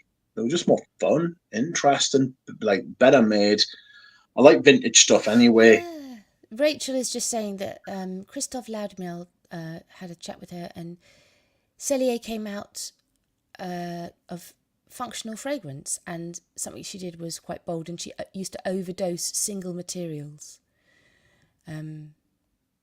Yeah, interesting. I think she was obviously a complete trailblazer, and smelling those original parfum oils, I was bowled away. The Vent Vert was, oh my God, so green and delicious in a way that, but unctuous and thick in a way that a lot of green fragrances aren't anymore. It was a lovely moment to have the ability to just test them all. But, Yeah, I was amazed by them. I'd like to go to that place in Paris and Oh, try. Los Matique. Yes, Oh, I I'd feel like like that's to my go spiritual there. home I've not yet been home to. Yes, yes. I want to go there and I want to smell everything, really. Yeah. You know, I want to smell it as it was intended. That's kind Oh, of. interestingly enough, Christophe Laudemiel sponsors Fracas at the Los Matique. Ah, So he sponsors 3, but I know that one of the ones he sponsors is Fracas. So I wonder if you know, anyone's done Balenciaga Pour Home. I don't know. My baby. It is my favorite fragrance. Ooh, look, here it is. There it is. Have you smelled it? I have. I think a long time ago. I think it's very nice. It's not my thing, so I don't have it in my collection. What do you think about it Oh, having alleged oud in it? There's allegations of oud. This was the first apparent use of oud in Western perfumery, according to Michael Edwards, no less. I think everything has alleged oud in it these days, doesn't it? That's right. That's right. Like the new Les Indemnidables. No, yes. Actually, yes. I That thought I does got have that actual wrong. oud in it. Whether or not you like it or not is a different matter. Yes. It's I sent mine to James Houdini to try it, and he's kind of of the same opinion that I am, and quite a few people. There's someone on my Discord who was like, she's called Sandra. I think she might be here actually, and she got her bottle because she lives in France, and she got her bottle already, and she announced she's selling it. Oh, already? Yeah, for I think she's taking a 70 quid hit on it, or she's willing to. So Jura Rose is taunting us, or not taunting us. He's saying no. It's not alleged. It's Michael Edwards, and he's quite right in saying so. Thank you. He doesn't yes, he's a speak big unless it's fan. perfume fact. Thank you, Jura. I'm sorry. Naughty Flissy. It was, yes, he is a big fan. He met him in Paris, and he was enamored. He was enamored with his perfumeness. He, yeah. Ricardo says, Fliss, when you say your fracas turned, what did you notice? I noticed it went, the top notes went very sharp, and then it smelt very watery. It didn't smell off, like a bottle of vintage fragrance sometimes smells off. It just stopped performing at all. Almost felt like I'd sprayed some water on, or it didn't. Yeah, it was curious to me because it didn't smell awful. I just noticed it was suddenly a little bit too sharp at the top, and then no longevity at all. It just was like spraying water. Do you think it could have been a fake? No. I was going to say it'd be a strange thing to fake, wouldn't it? No, because it had smelt fine for 18 months previously. Ah, I've got you. Yeah. It had definitely turned in the bottle as opposed to me purchasing it and going, this isn't right. Yeah. Oh, no. That's not what you want. It's not what I want. What I'm going to do now is I am going to go and dehydrate. Okay. My God, I've said it. The chat will be One out of there. us. One of Yes. us. Yes, that is right. Everyone is used to this experience, and now you are truly in the gang. How fun. Everybody should like the Fliss and tell me some questions. Fliss is very happy about the chat, and she wants to hear more from you. Please go and subscribe to Fliss. Her channel is at the top of the page.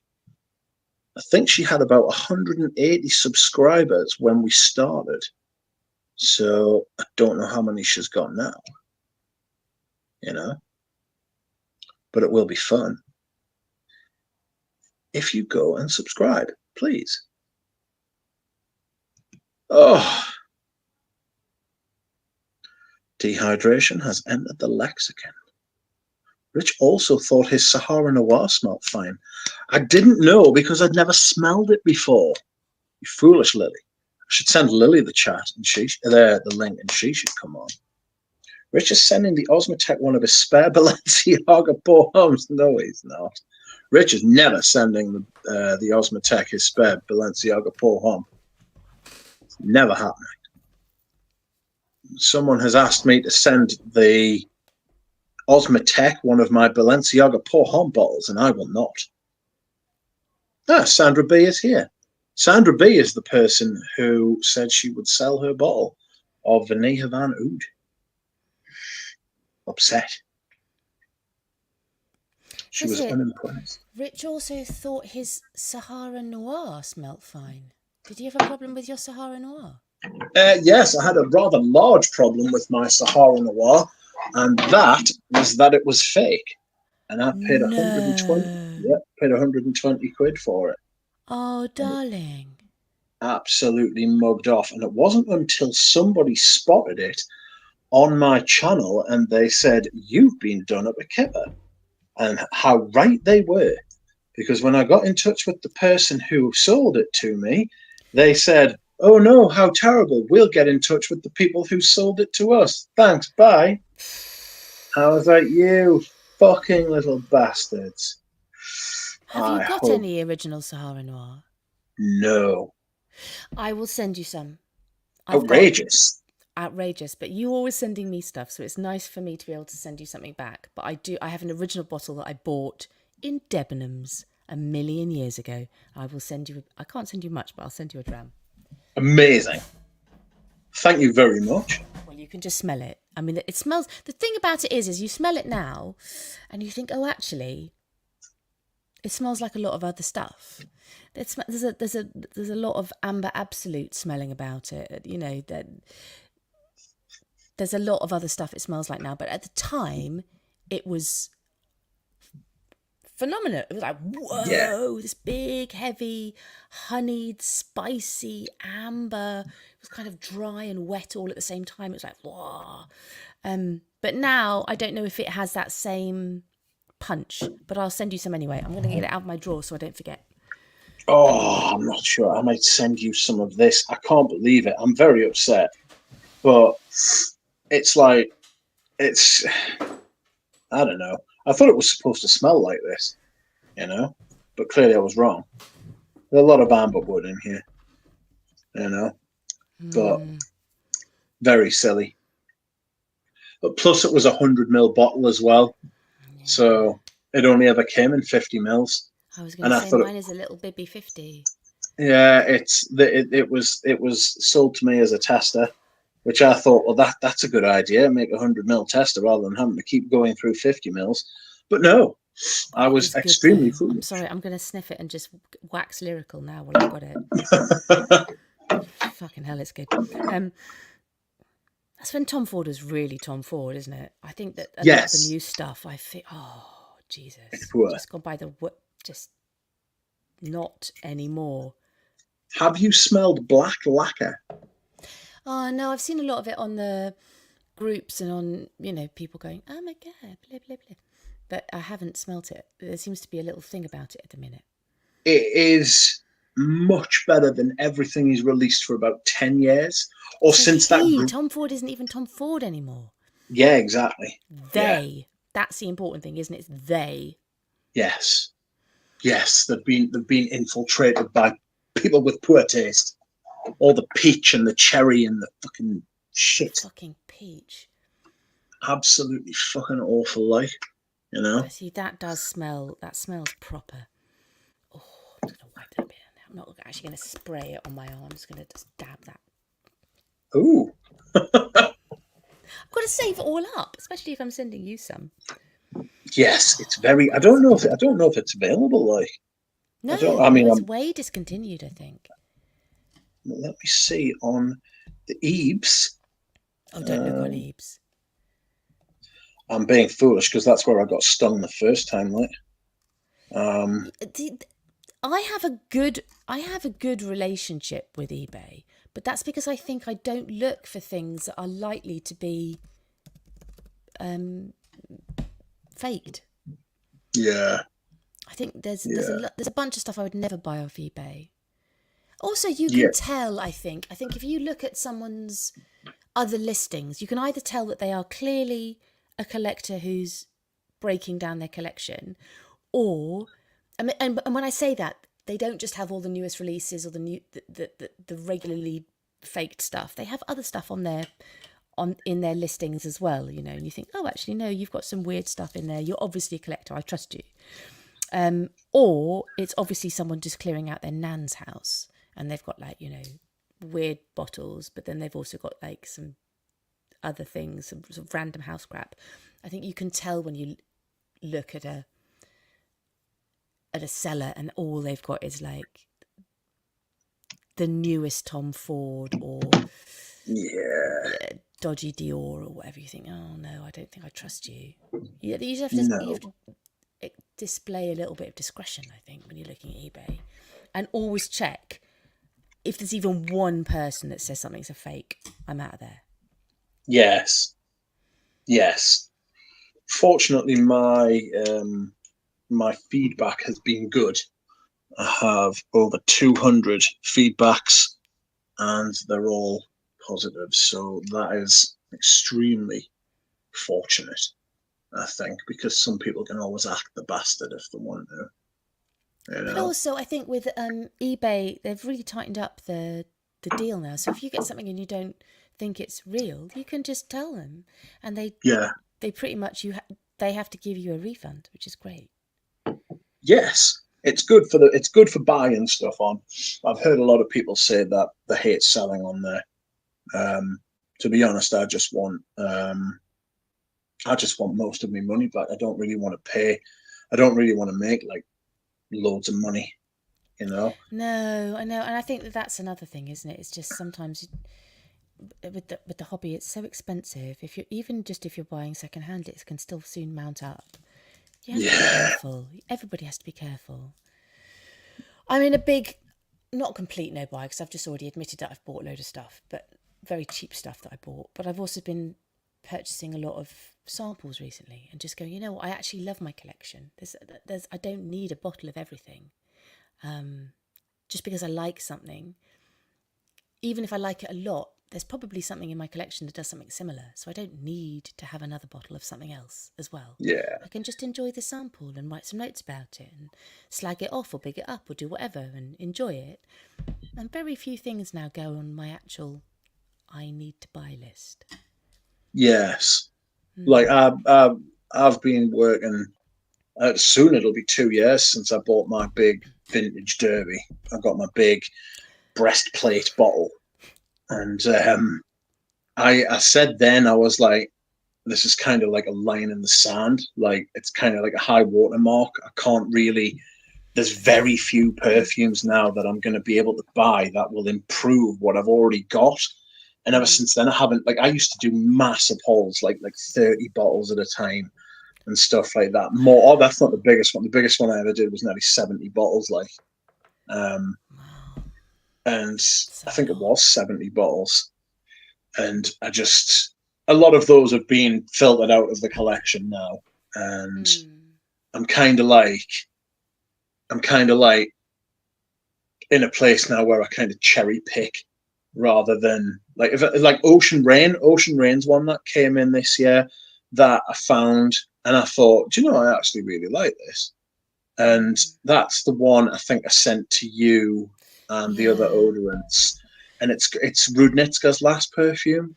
It is. For me, it had such Diorella vibes that I think I didn't need. And I've got a little partial of Diorella, so I didn't need both. I was like, this is nice. I'm glad I've smelt it. I'm glad I've made the connection. It's on the spreadsheet as something similar, something I can refer to. There's lines crossing in my head, but I don't need to have a bottle in order to remember those lines. I think that's really important.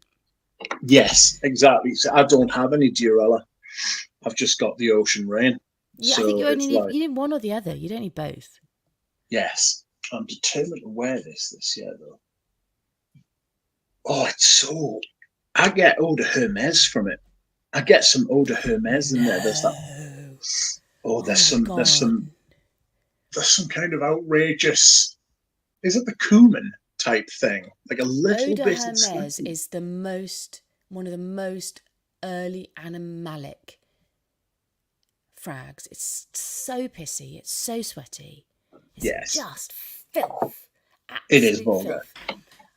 When I was at university, when I did my dissertation, I studied biological anthropology, and my dissertation was on pygmy marmosets, and I had to go and I sat in a cage at a zoo for 3 months, every day for 3 months, and basically I got weed on by all the monkeys as they played on me and stuff like that. It was lovely. But when I smell eau de Hermes, it literally smells to me like the monkey cage. Outrageous. No word of a lie. It just mental. Yeah. Even like the lavender and stuff like that. Yes, yeah, it smells like the monkey cage. Outrageous. It's madness how that can happen. I wonder if somebody at the zoo wore it. No, You know what I mean? no, it just smells of monkeys. It smells of monkeys pissing on each other. Why do they piss on each other? Is it like a social thing? No, Or are they just no, being bastards? they're just being little shits, aren't they? It's like having kids. It's like having kids, but not having any nappies. Yes. Little bastards. It's outrageous.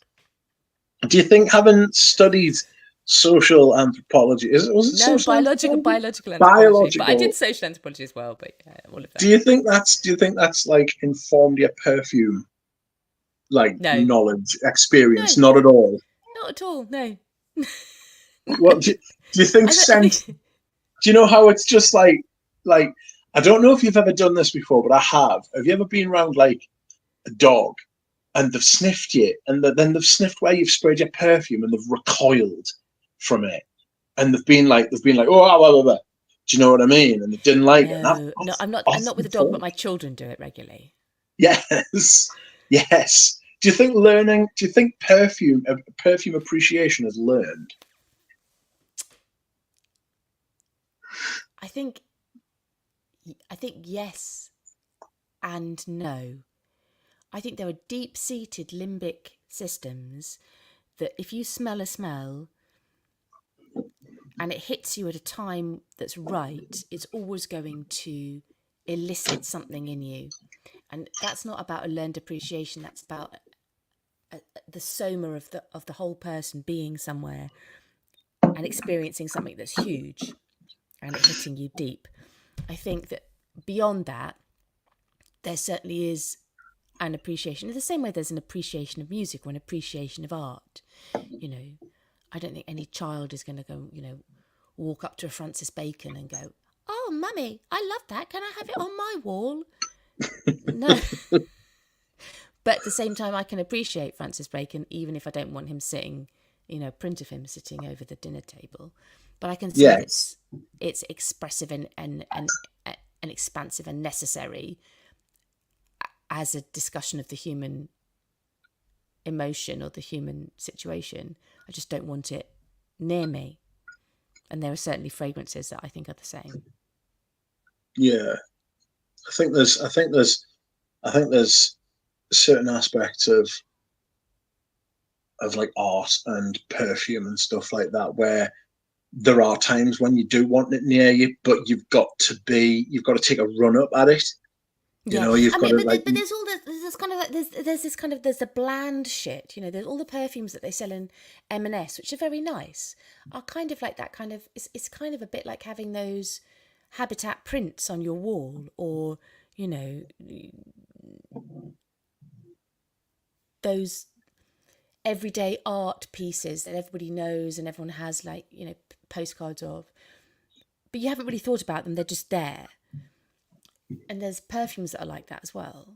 And then you get to a place where you actually want to think about your perfume, and then you start thinking about maybe other things, about what you like about a certain artist, and you might look into their more weird stuff or their less well-known stuff. I think there are definitely lines to be drawn. You can't draw the line too much because it gets a bit boring, and everyone's going to go, "Oh my God, they're talking about art now. Fuck off." But there are lines to be drawn, I think. Yes. But I think also you just have to like something or you don't as well. I think that there's nothing wrong with just saying I like it or I don't like it. Yeah. I don't like the pontificating. I don't like it when people pontificate about stuff. Yeah.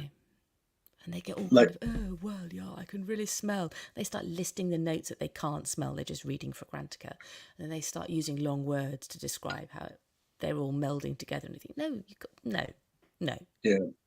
Do you remember that old Gordon's Gin advert where it had the guy from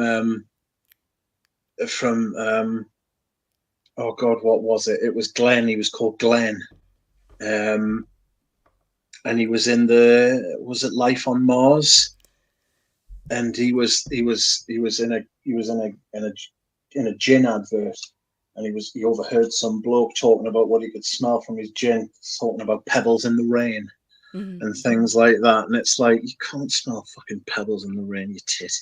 But you can. You know It's a what I bit mean? Gelsomini, isn't it? It's like, but it's like a fantasy kind of note. It's like, it's that, to me, that's a major part of what I smell in things is suggestion. I always double back on myself whenever I kind of see these like fantasy notes or like these descriptions of perfumes. I'm like, I'm only smelling that because somebody's told us. You know what I mean? And I'm very like, I was using that as like pebbles in the rain's like kind of like I was using that as like it's like a segue into it. Like if somebody tells you that like there's a note which smells like ascending to heaven, and like all of a sudden their idea of ascending to heaven smells like milk. It's like, oh yeah, I kind of get That's that. your You know thing. what I mean? That's like to me, I get that. It's So here we go. There's a big load of chat about Eau de Hermes, and then other people saying that Marbet from Eris is kind of the modern take on it. I love Marbet. yes. It's not as pissy. It doesn't smell like the monkey cage, but it does smell so animalic and like the zoo. Do you think it smells more like Koros? Yes. Yeah, it does. It Yeah, does. I've got It's a Koros from. softer, more floral chorus. It's much easier. I find chorus is quite masculine, whereas I find my bet settles on my skin in a different way. Yeah. Oh, nice copper top as well. I've got the copper top too. Yes, That's the one you need. This is the 200 mil. I've only got a little 30 mil. 1K1A2. Big unit. Got it from Big unit. I got it from deepest Texas. Some guy sent us it from deepest Texas. I was buzzing. I was like, thanks, man. He was called Mudasia. You get your stuff from all around the world. It's amazing. I do. I have someone on every continent. It's the way to be. I go in with my British kind of like way, and I'm like, hi, do you want to sell me something? And yeah, and lo, they do. Amazing work. And indeed they do. It's probably because they've never clapped eyes on us, so they can just sort of like project what they think I look like. So they're thinking, do you like, put on a special perfume buying voice? Yes, but it's usually in writing. So I have the voice, but it's in writing. Do you know what I mean? I have, like, sometimes I'll go in somewhere. I mean, I don't in my local department store anymore because they all know us. You know what I mean? So I'm just like, Barry. Most of them know to leave us alone. Like, good day, old chum. yes, Havest exactly. thou the eldest batch of Eau de Hermes? And there was a girl, right? There was a girl who works on thee, sirrah, one what lovest thou forever if thou didst. forsooth. I'm a massive fan of the word forsooth. I love a bit of forsooth. You know what I mean? I love it. There was a girl at Tom Ford who threw down the drain about 8 of them. Do you know the dram bottles that they use? The 1 litre ones. There was loads of them. She had to throw about 8 of them down the drain. And I was like, why didn't you tell her? I was like, I want to give you like 500 quid for all of them. You could have just said they went down the drain. And she was like, yeah. And she was like, I can't do that. And I was like, but you fucking could. You know what I mean? You could, but you didn't. And there were like a couple of them were like discontinued ones, like the really old ones. There was like, all of them were like vintage batches. And she was like, oh, we haven't done this for years. But she had to throw the ones that had Liliol in because that's when it was. So it was like 2002. But she ended up, she said she found something like Champaca Absolute. There was the patchouli one. Oh, the purple patchouli, which is so beautiful and so rare. I don't think that was the purple one. I think it was patchouli Absolute. But she ended up having to throw loads of them down the drain. Oh my God. Upsetting. Horrific. It is. It's really sad. It's really like it's just like I was like, why didn't you sell it? I was like, I would have met you around the back of the thing. You know what I mean? Yeah, dodgy Horror. dealings. I know. And she was just she had absolutely zero remorse as well. I was like, how could you be so cold? You know, how could you be so cold? I don't know. Oh, love. I'm going to have to go. Oh no. I know, but look, it's nearly 10 o'clock. I know. We've had the best part of 2 hours out of you. This is fantastic. I will stay Wow. on, and Oh, you're perhaps going to stay on. I will invite more friends. But Do. you should most definitely be making more content. We have got you a grand total of 10 subscribers since we started. I don't know So what they're doing. you have 190 now, whereas you had 180 Wow. before. So that is a good solid base. I think everybody should encourage you and go on your channel and leave comments and say, yes, come to us, Fliss. I'm on Insta as well as Fliss Sniffs Stuff, obviously. Yes. If you're on Does Insta, have a your look. But I mean, my Insta has a very different feeling, so it may or may not be for you. But yeah, do that anyway that as well. is that is the thing you can do. You can show different parts of your personality when you're on different parts of the internet, you know? Yeah. That's what I like to do. But I obviously only have YouTube and the Discord, you know? But Rachel says we want more Fliss. Everybody says we Oh, want hello, more Rachel. Fliss. Love you, Rachel. This Yes. jasmine is lovely. This jasmine and cigarettes that we were sniffing earlier. Very good. Bye, bye, bye. Very good. Righty-ho. Mwah. Okay. Thank you for Night, night, coming. loves. Thank Bye-bye, you. Good night. guys. Bye. Say goodbye, everyone. Oh, it's just us now. Yes. I wonder, who else should I invite on? Perhaps I should invite Jonathan on, or Rachel, or Jonathan and Rachel. I wonder who else I will invite on. Proddy? Proddy won't come on. He's never done live before. Yes. I have not been keeping up with the chat in the slightest. You know? Another time, says Rachel. I have before me, which I was going to discuss with the Fliss, some Chanels, some vintage Chanels. 19 and Cristal. Here is my Cristal Eau de Parfum. This has no batch code whatsoever. Oh, yes, it does. This is 1510. Rachel is scrubbing her bathtub. I like to scrub and like do things like that with the YouTube on in the background, you know. All that good stuff. Here is Cristal Eau de Toilette. Flacon d'Essai. I wonder what Ramsey's doing. I wonder if I can get Ramsey to come on. I should absolutely get in touch with Ramsey and say, come on here, brother. I wonder what Eugene's doing. Eugene's listening. He told me before he was busy with his bois, so he's probably busy with his bois. I fold laundry. Tell me, everybody, what do you do when you have the YouTube fragrance content on in the background? What do you get up to, people? It's worked out quite well tonight, hasn't it? I've been badgering Fliss to come on for ages. It is the only way we will have to get people to come on, you know? Yes. Dick Curry says, and now I am cooking some roast chicken a la Julia Child. Oh, cook a child.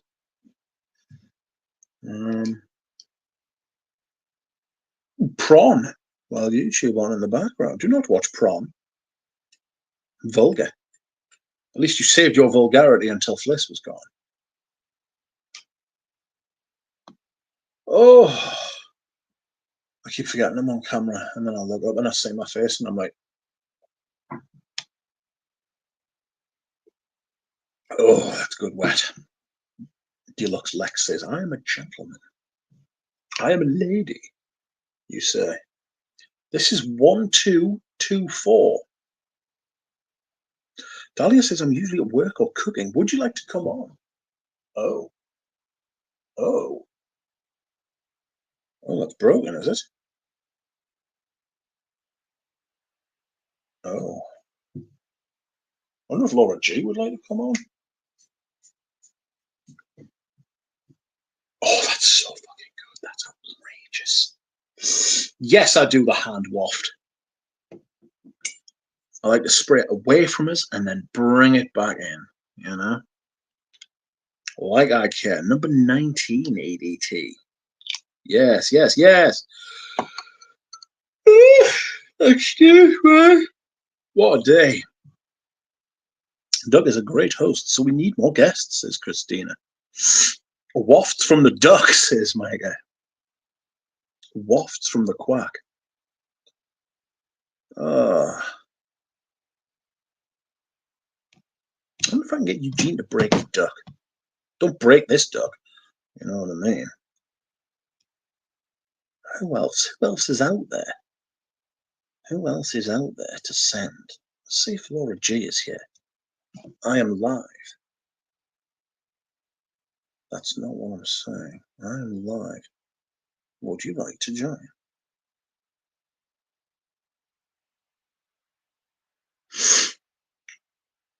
I have the link, which I sent to Fliss, and I sent to... How incredibly bald is my dome? Honest to God, it's so round. I didn't realise how round my fucking head was. Lord.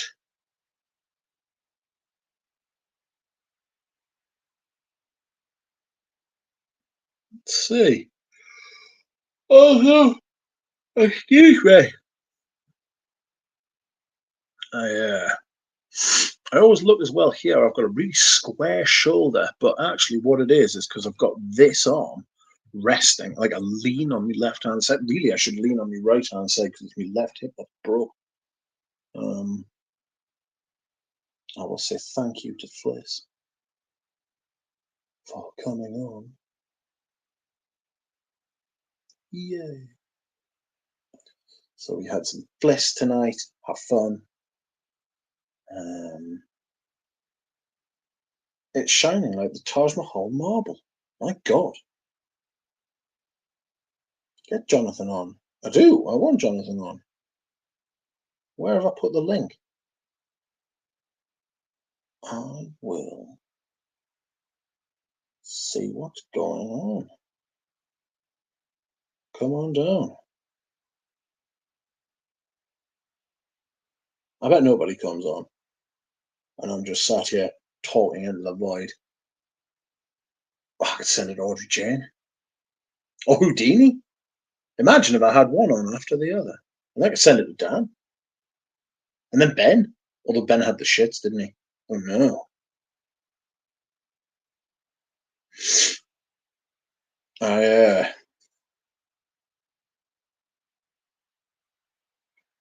Someone's left a message on my thing. Oh fuck. The Newcastle United fucking highlights have just appeared. Let's have a read of what the comments are saying. Amethyst Glow, welcome. You're not alone, Rich. In school, the kids used to call me Chrome Dome. Chrome Dome in school. Chrome Dome. It's a bit harsh. At school. Madness. Hey, Mitch, glad to finally get to see you. Hello. It is I.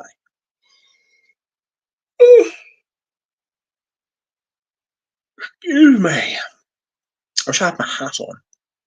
Is it shaved or truly bald? Oh, no, it's bald. There's hair here and stuff like that, but not very much. Plus, when you're on methotrexate as well, it's like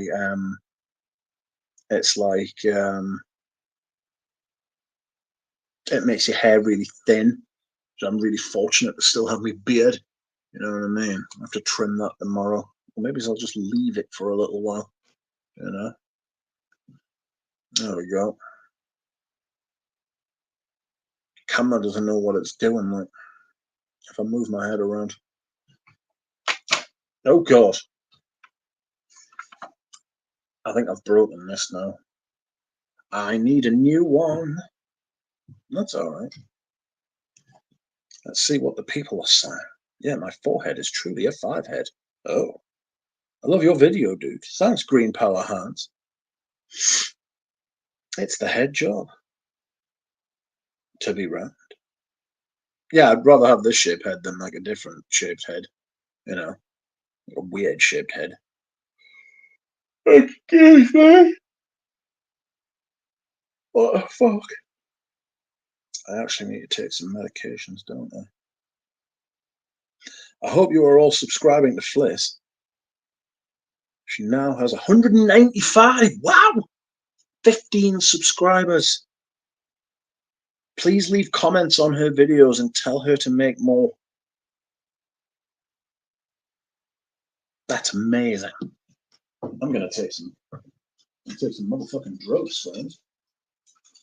You see it, I don't. Ooh. Let's take 2 of these.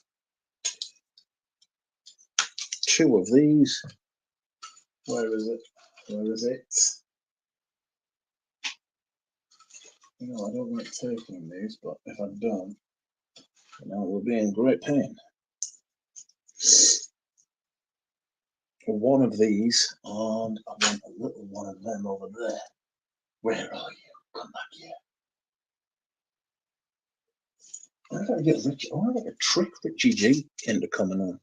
You know, silly Richie G. He'd be like, "Whoa, no." So there we have it, friends. I don't know if you can see all of them. So that's 2, 4, 6.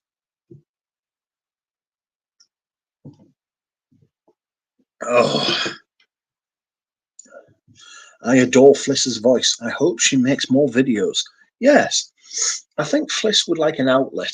You know, she has her Instagram, which she writes on every few days, and she has Les Odorants, who record every 2 weeks, or they're supposed to. But like she said, it's like herding cats, so it's like I kind of keep encouraging. I say encouraging her. I keep encouraging Fliss to like make her own videos because then she doesn't need to wait on anyone else, and she'll get to say things that she wants to say. Does that make sense? She she won't have to depend on anyone else. And I kind of feel like when it's a video and you're speaking the words. So I mean, don't get us wrong. Some people love writing, and I can't do it, so I can't relate. I couldn't do it when I was at school, which is why I didn't do well at school. And the teachers always used to sit us down and say, "Richard, you're not stupid." And I used to say, "Thanks, but you never write any of this shit down. We can't prove that you aren't stupid." And I was like, there was a valuable lesson learned there about life, actually. Um, so I can't write stuff down, and I do admire some people who can. You know, I mean, some people who write shit down shouldn't bother really, but there we are.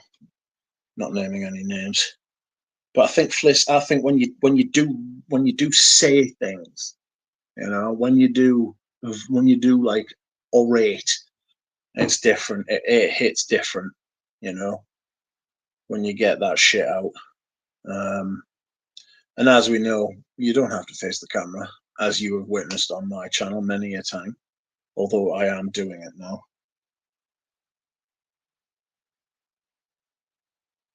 Let's see what the chat's got to say. Rich, do you ever spray perfume on your head? As well as your chest and neck and arms? Good grief, Western coming in there hard. No, I don't. I don't know, for some reason it makes us feel hot. You know, it makes us feel hot.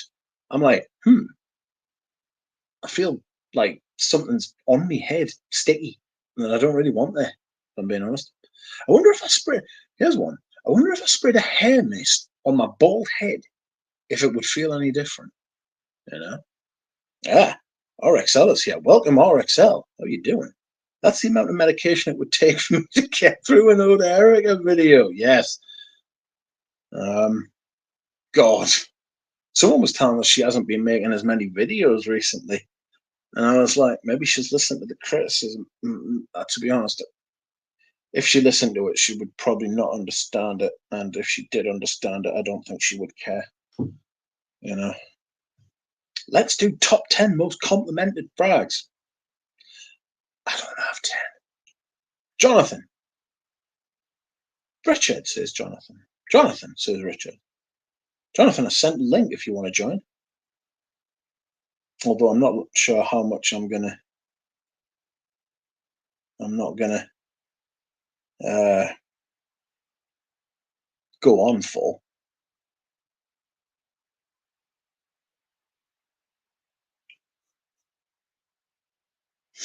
Centre of the day Koros. Time for shopping. Oof. Shopping with Koros. It's a hell of a thing. Get people told. Like I said, I'm struggling with Koros recently. Rachel says there are so many great creators. I wish I had more time in the day to keep up with everyone. When my son is older and more independent, then I'll have more time. Yes. Things have changed a lot in schools in the US, at least. Now kids can use multiple paths for expressing knowledge, skills, and learning because there are multiple ways of learning. Yeah, there was one way to learn when I was a kid, and if you didn't do it, you were shite. You need some animalic musk on your head. My head. My head is covered in animalic musk. Fragrance Bar's got black lacquer in stock. What? RXL says, somebody told me Erica is knowledgeable about fragrances. Ooh, we've clearly got a madman on our hands. Kojak was a sexy bald guy, and his scent was Aqua de Selva, says Bella. Welcome, Vic. Dropout says, yes, I am home. You are a living legend. Don't care what anyone else says, says Dropout. Welcome, Dropout. And thank you. So this is something that some influencers swear by, spraying fragrance on the top of one's head because it's where the heat escapes and radiates. God. Oh, God. I kind of see what they're talking about, but at the same time, don't. Oh, do you know what I'm smelling on my arm? I'll tell you. Oh, fuck. This is, can you see that? The Havan Extra Absolute. This is the roll-on. Roll-on, roll-on. To be fair, you could probably pop that plastic bit off the top, no problem, and pour this in. But I don't know if you can see this, but that is gooey. That is goo. It's like oil. I just don't know how necessary the oud was. I mean, are they going to do a cologne version of it next? I mean, just leave it. That's the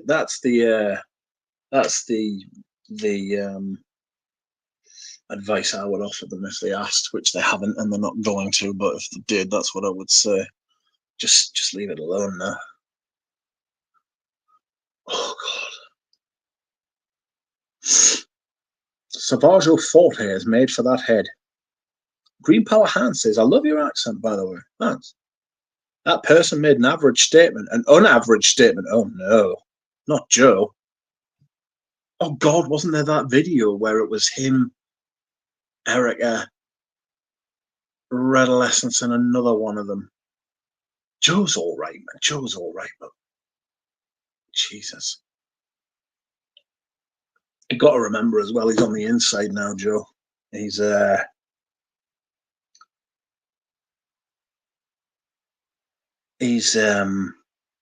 he works for, is it Neiman Marcus?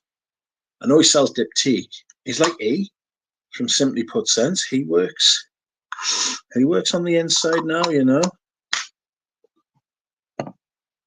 Rich.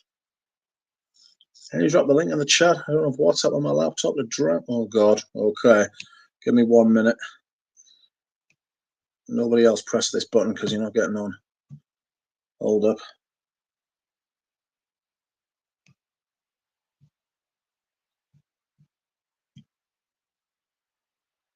At least the extra absolute isn't sticky or weird when you apply it. Is it sticky? It's not sticky. I look like a fucking samurai there, don't I? No, you don't need a lot. You're right. It doesn't have the most outrageous. It really doesn't have the most outrageous. What the fuck? I don't know if you heard that. Hold on a second. Who's there? It's Jonathan. Add to stage. Welcome, Jonathan. How are you? What's happening, man? Can you hear me okay? I can hear you fantastic. How are you doing? Doing great, man. Let me turn on my camera. I don't have WhatsApp on my laptop to grab that link that you sent. I only have it on my phone. Okay. No problem. How's it going? I'm all right. How are you? I just got done doing the lawn. It's outside in the sun all day. I fought the lawn. Did the lawn win? No. Yes, got the riding mower. Got the riding mower. That is one of the true joys of life. It really is. I've used one of them a few times. Got to get it maintenance though. The front end's like kind of jiggling. I think I ran into one of the sheds back there, so it's all right. We'll get it maintenance. Oh. What's happening? You're not gonna stay on much longer, huh? No, probably about another. We'll give it a little 2.5 hours. I've been on for 2 hours and 10 minutes, so we'll give it 20 minutes, 25 minutes. I caught the last little bit of you and Fliss. Yes, I wasn't expecting Fliss to come on. The only reason I'm streaming on StreamYard is because the YouTube app shit itself. It would let us in, right, and then it would let me in, and then it would be like stop. Like the app would like stop responding and close down, and I had to reopen it. And I was like, "Oh, arse, I'm not doing this." So I just discontinued it. I removed them. Like, so that's where I'm at. But what is up with you, Jonathan? Where has your content been?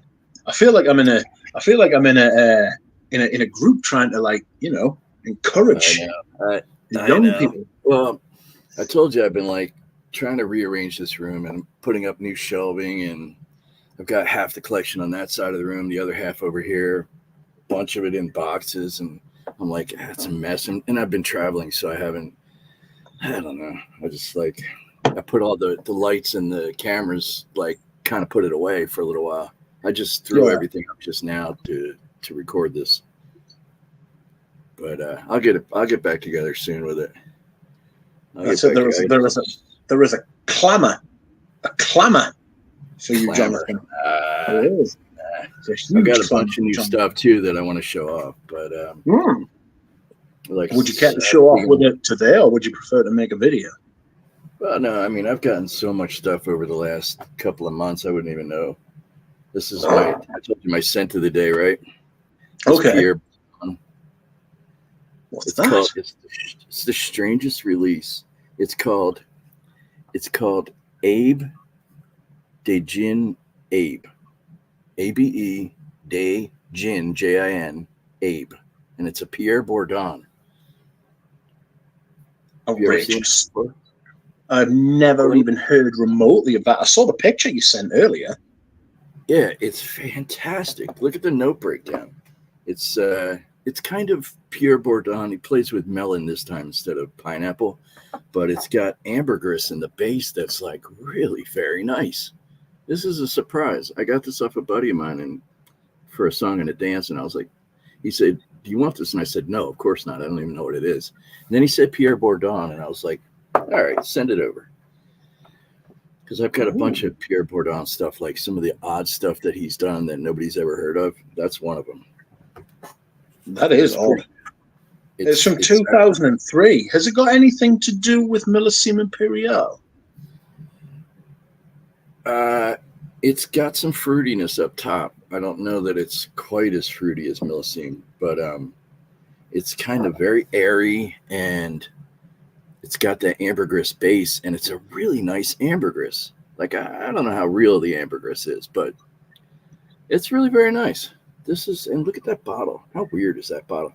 There's nothing on the bottle. You have to get the name by looking at the bottom. It's very strange. I'm looking at the other bottles as well, and they're outrageous. There's a Gin Abe. Whoa, an advert just appeared. There's a one Gin for women, Abe. one for men. Yes, and then there's one just called Gin Abe, and it's got. I don't know if you'll be able to see this. Can you see? Does it say melon and what are the notes? Melon. So this one is a fragrance for women. Jasmine, rose. Mango, praline, pineapple, apple. That's the women's. Yeah, no, this is a totally different fragrance altogether. This one's called just Gin Abe. You know? Oh, I see. Did he do that one as well? Yeah, there's that. Did he do that one? It doesn't say, but I imagine he did the women's as well. If you give us a second, I had a little side project over the last year or two to just pick up anything Pierre Bourdon, just any odd little thing that he's done. And this turned out to be a win. So the one for ladies was done by Pierre Bourdon and someone called Benoist Lapouze, who I have never heard of before. Never heard of it. Never heard. Got 74 fragrances though. In that house, yeah. No, just him, just Benoist, just this like person what? Who helped Bourdon. Anything we'd know? Well, I'm about to have a look. Let's have a square. So there's Adidas, Sensual Instinct. There's a house I've never heard of called Alisonol Doini, Anna Sui, Antonio Puig, Sportman, Atkinson's, Traveling by Azaro, Traveling by Azaro. Never heard of it. I'll send the link to. I've got a lot of Azaro. I've never heard of that. Traveling. Never heard of it. Even slightly heard of it. No. Give me 2 seconds while I'll send you the link. So that's Azaro. Oh God, he did that with Christine Nagel. Oh, he's done a lot of by Killian, and recently too. He did Angel Share. Okay. He did Castelbajac, Castelbajac Homme, Davidoff Cool Water Pure Pacific for her. They need to just end making those. My God. Right. Do you remember Fendi Pour Homme? Fendi Pour Homme? Fendi Pour Homme. This one, right? Do we have that? The number 2, that one there. Can you say it? Oh, yeah, that's Fendi. What is that? That's the Pour Homme. Right, and there's a flanker or 2 flankers. There's the Aqua, and then there's the Aqua Absolute Leather Essence. Isn't there an Absolute? Possibly. There's an Eau Fresh, Fan de Fendi. Fan de Fendi, that's it. Yeah, I hear that line's pretty decent. Yes, they were quite cheap at one point. I could have got 3 of them for 60 quid, and I knocked it on the head. Mauboussin, a lot of stuff you've never heard on. Made some Pierre Cardins. Somebody just sent me Aubusson Homme, a decant of it. Aubusson Homme. Have you ever heard of it? I've heard of. Is it Mauboussin or Aubusson? Oh, Aubusson. Aubusson. Okay. It's very good. I've heard of the house, but I haven't heard of that particular perfume. It's actually very good. Yeah, so I mean, over the last 6 months, I've pulled in just so much stuff, just random stuff like Van Gils, Yes. What else? Like Oh yeah, of course. I showed this to you, but I've got Eucharist, the Eau de Toilette. Yes. Really enjoying that. Yeah, it's a really good fragrance that I've smelled. Got Ecopause Geranium. I just got that in recently. I don't know, and then of course there's all the odd, weird ones like Canali Black Diamond. It's a flanker of a flanker of a flanker. I told you about this one, right? This Best Company. Did I tell you about this little house? There's like 2 or 3 fragrances. 2 for men. I recognize that box for some reason. So you could very well have, and I haven't remembered it. It's just the most obscure thing, but it's very good. I can't find a lot of information about it, but it's got this weird tag. Like if you put this lever up, it won't spray. If you put it down, it'll spray. It's just the strangest thing. Best Company, and this is the other release for men that they put out. It's in a different bottle. This is a mini. Ooh. Just 3 releases. That's all they ever did. It's crazy. We like a mini. We do like a mini. They're both very good. I don't know how well you can see that. Yeah. That's the bottle. Nice bottle. They're both really very nice. Like, I want to say like masculine fruity chypris, if you can imagine. So like an Aventus type of thing. No, not quite. There's none of that base. It's more of an ambergris base, like that. Fruity with the ambergris at the base, maybe cedar and sandalwood. Okay. And I got this one. I was telling you about this one the other day. I'm really enjoying this one. Miller et Barteau. Yes, that's right. A Quiet Morning. This is really very good. Have you ever heard of this house? Never. Not until you mentioned it, no. Neither have I. And it's very good. It's kind of a simple composition, but it's really nice. Yeah, that's just the tip of the iceberg. There's so much more stuff. I'm really interested in that Vanille. You got me debating on how interested I want to be in that Vanille Havane Cour de Oud or whatever it's called. Is it worth the money? That's the question. The thing is, I would try and sample it first if you possibly could. Yeah, like you don't like oud, and how much do you like it? I like it. I've got a bottle of it. If I wasn't a fan of Les and Demet Dabbler, I wouldn't have bothered. If it wasn't Les and Demet Dabbler, I wouldn't have bothered. And what is it? 30 mil? Sorry. What is it? 30 mil? 50. 50 mil. 50 mil, £420. So you're going to be talking €550 probably. No, $550 at least.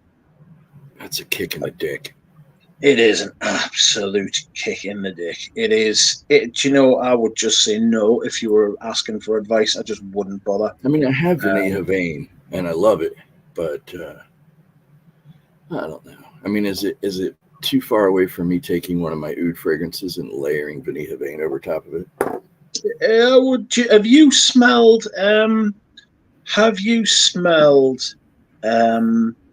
Polo Supreme Oud? No, but I'd like to. I've been. It's like, imagine Supreme leather. I hear is very good too. Yeah, the leather, and then there's a cashmere as well, which is very smooth. It's like, and it's saying it's like that. Yeah, it's like that. Yeah, it's got a very similar oud accord to the Supreme Oud Polo. Not the new oud from Polo, because that's just called oud. But the old one is called Supreme Oud. Yeah, that's not a ringing endorsement, though, is it? I can't give it a ringing endorsement. I would love to. You know what I'm like with Les and Demet Dabbler, but I can't. Yeah. I cannot, and I won't tell people that. I'm sure the quality's there. Yeah, it's obviously well made, but it's thick and rich, and it just would have been better if they just made a separate And oud fragrance. yeah, just if they just made an oud, it would have just been better for everybody concerned, I feel like. But well, I they mean, haven't. you see what they're doing. I mean, they're cashing in, and it's their right. You know, why not cash in, make some money on the flanker? You know, but I don't know, flankers for some reason. I love flankers, you know, and I'm a big flanker fan. But when it comes to houses like that, it's like flankers seem like a cheap move. Yeah, I Seems love like flankers from. it's Sorry. beneath them, you know. Yeah, I get it. What the thing is, when you're charging what they're charging for 50 mil, right? You want them to be better, you know, so you can continue to justify it to yourself that that's what they are. They're better. But Right. I think with the Beneath Havan oud, and I'm worried as well because this will be the Patchouli Noisette wasn't great. Like, Yeah, I remember you saying that. yeah, it's not a great fragrance if I'm being honest. And Disappointing. I really like Orange Sirocco, but the dry down is just a massive ambroxan. So it's like it's like this is three in a row, and I don't know if they're getting ready, if they want to try and sell the brand, or if they're using the brand to try and highlight the materials. That would be a shame. Exactly. I want It them would to be a be a shame bit because more. they're kind of a port in a storm for people looking for decent perfumery Exactly. and decent Exactly. materials on top of that. Yeah, exactly. And they're not. Just I don't know. It kind of feels like the Havan oud Gearing is up. like. Sorry. They're gearing up for a bigger move. You think? I mean, it could be. I mean, I've seen it done before. We've seen it with Amouage. We've seen it with Creed. We've seen it. I mean, to be honest, it would be the easiest thing in the world to just send an email and say, "Are you just looking to sell the brand? Like, what's going on?" But then I don't know if that's like a trade secret or if it's like, you know what I mean? They can't say anything because it might affect the price, anything like that. But it feels like, I don't know, the oud thing. It's 10 years after the fact. You know what I mean? It feels like It's almost like if you don't. It's almost like if you don't have that one thing in your repertoire, like it seems like all houses have to have, even the best houses have to have that one thing that, you know, if that category is still making money, why not put one of ours in that category? You know, I mean, they're you got to applaud them for the high quality, for their, you know, great compositions, great releases. Do they deserve to make money? I don't know if they don't deserve to make money. You know what I mean? yeah. And if Well, they're in business. That's what they're in business for. It's right. all the other stuff that goes on top with the selling money. Their USP, their unique selling point, is the materials, the quality, the transparency, the kind of like, we are different, we're better. When you do that, you're held to like kind of a higher standard, you know.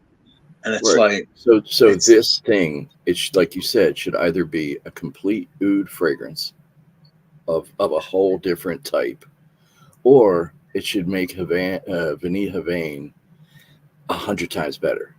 yeah. Or Yeah. it needs to set itself apart from just Vanille Havane, which is already very good, with a little Yep. bit of oud. Where do you come up with 450? Yeah, exactly. And I get that oud's extremely expensive, and the thing is it's 1.3%. I don't think that's helped either, even though it is extremely transparent, but it's 1.3% of the formula, you know. Do we know how So much that is as far as quantity? Do we? I don't. Do you?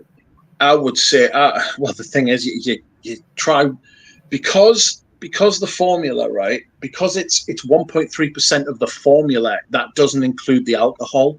So we'll have to wait until we get the actual perfume. So we've got like, say if it's like a 20% concentration, right? So 1.3% of what, 10 mils is, I don't even know what's below a milliliter.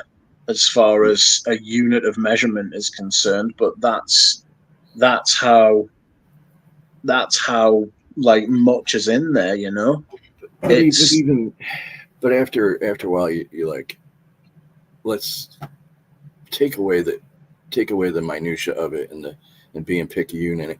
Is it clearly head and shoulders better or different than Vinny Havane? No. So that's where you're left. Yes, that's exactly it. And it becomes more egregious because, oh God, what was I going to say? It becomes more egregious because you're expecting more because of the whole. Do you know what I mean? It shouldn't. Maybe it shouldn't. And you're thinking, I'm thinking with like my emotional brain rather than my logical brain. You know, like I was hoping that it would be better, but to be honest with you, it's not. You know.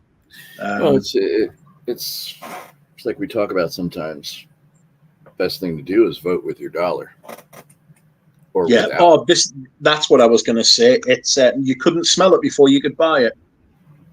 Right. That's kind of the pain, you know, that we all have to suffer through because of this, you know. That's a little bit tricky. That's a little bit tricky. Because people they're gonna buy it because you built a reputation that says this is who we are, this is how good our stuff is. Nobody's questioned it. Maybe there's a few releases that maybe aren't your preference, but they're all high quality. They're all good releases. Now we're banking on, if we put this flanker out, limited quantity, can't test it, got a blind buy. Bet you they didn't have a hard time selling it. I don't know how. I know it's still in stock on the website, so it's like they say they made limited pieces, limited number. 500. 500. Yeah, 500. And it's not gone. It's not gone. It's not gone in the pre-sale. It's not gone since, so it's still in stock on the website if you want to buy it. I don't know if they're hoping for word of mouth to get out. I don't know if they were hoping for like loads of positive reviews, or I don't know if what I suspect is that Antoine and Remy have bought a massive bit of oud when they've been out in the Middle East, got carried away, and thought, "Fuck it, we'll get this oud and we'll get Valerie to sign off on the perfume." And she's just been like, "No, I don't like oud." If they buy it, they buy it. If they don't, they don't. Yep. Like, and they've priced it at excuse me, they've priced it at such a point where it's become, and it's just a congregation of things, you know. It's like you can't smell it before you buy it. The price is outrageous. The last couple of fragrances haven't been up there, you know. Orange or Sirocco, as much as I like it, and I do like it, Patchouli Noisette smells like a Middle Eastern fragrance, frankly. As quality's not there. Sorry? I love a good patchouli. If the quality's not there, at least. No, I don't think. I don't. It's got an amber wood in it, which is, you might be talking to the wrong person, because I could be extremely biased. In fact, I am extremely biased. There's no could be about it. Like, if there's an amber wood in the fragrance or subtract from it, because the patchouli or the amber wood. The amber wood. Oh, it takes away from it. Takes away from it. Yeah, it always takes away from it, though, with me. The best thing to do is try it for yourself, obviously, always. But you got a lot of good patchoulis in your collection. It's hard to. Yeah, it's not my type of patchouli either. It's very dry. It's almost caustic. It's got that kind of. It's hard to smell. Chocolatey. Yeah, even the it's not chocolatey at all. It's what is it? I don't know. You'd have to smell it, because I've got a little tub of the patchouli oil as well. because they sent those out when you bought it, and it's just not great. And then the noisette, the nutty material that they made, that's very scarce in there as well. It's the same with the cinnamon in Orange or Sirocco. Very scarce, very hard to find. You know, there's I guess it can't all be Super Bowls. They can't absolutely all be the World Cup. You know, absolutely nailed it. You're absolutely right. They can't all be. It's just, and I think as well, one of the other things. Yeah, one of the other things as well is that this is like the second flanker of the Havan. You know, it's like you weren't thinking that it would be something that they would get involved in. But I mean, if they do another one, then I mean, at what point do you say? What did they make an extra or something? Yeah, they did this little number. That's it. Is this worth it? Well, this was £90 for 10 mil or 9 mil. How big are you? Sound outrageous. It's not. No, it's 10 mil, and it's not bad. It's not bad at all. In fact, it's lovely. You're not gonna get that notice, you know, when you're cuddling up with your other half or something. They're gonna be like, "Wow, that's pretty amazing." But it's like, because I've got it on my arm now, it's incredible. It smells beautiful, like. But it's like, fan of this Vinny Havane. It's amazing. It really is fantastic. I don't think it needs to be touched at all. No, exactly. But it's their biggest seller. Completely different. Why didn't they take the patchouli noisette and oud and make a fragrance out of that? Exactly. You know, they could have took out the amberwood. They could have took out the amberwood and stuck in the oud, and it would have been really nice. You know, there's another thought too, though. I think people in our group in this corner of, you know, the fragrance world, I think we're in the minority of people opposed to or not crazy about amberwoods. They wouldn't keep producing not just this company, but it wouldn't be so widespread in all the perfumes if amberwood wasn't popular. Yeah. You're absolutely right. Yeah, you're absolutely right. We're the minority, so we're barking up useless to bark up that tree. They're just going to keep with fragrances. It definitely comes with a buyer beware, you know, caveat emptor, because it's like, I do not like those things, and I will never like those things because they grate on the back of my throat. And it's like, and the thing is as well is that you smell them everywhere. Like, maybe if I was 30 years older in the 90s, I would have hated ozonic fragrances, you know, would have hated cologne and stuff like that. So it's like, I don't know. It's one person's opinion. Yeah, it's whatever. It's whatever your taste is. I pulled this out of the back of the shelf today, and I haven't revisited this in a while. The Capucci Pour Homme that I showed you earlier. Yes. This, I don't know. Maybe I smelled it real quick and just threw it aside. This was put in one of my hauls that I got from someone, and I smelled it once, and it's an aerosol. It's one of those, if you push down, it'll continue spraying. So I sprayed it, and I was like, yeah, this is pretty good. And today I took it out, and I kind of really sat with it, and Capucci Pour Homme is freaking nice. Really, really nice. Do you know who else loves that? Huh. Thomas. Yeah, Capucci. Thomas loves that. Yeah, Thomas Stumptown Smells. He loves it. I remember him talking about that a long time ago. Might have been in private actually, but it's a great fragrance. I've got 30 ml of it. I find it a little bit thick. I find the citrus in the top of it a bit thicker than today's citrus. Oh yeah, it's almost syrupy. Yes, almost that's syrupy. Right. Like a citrus soup. And if it's in it, there's lemon in it, and it's the kind of lemon that you could get next to, even if you don't like lemon.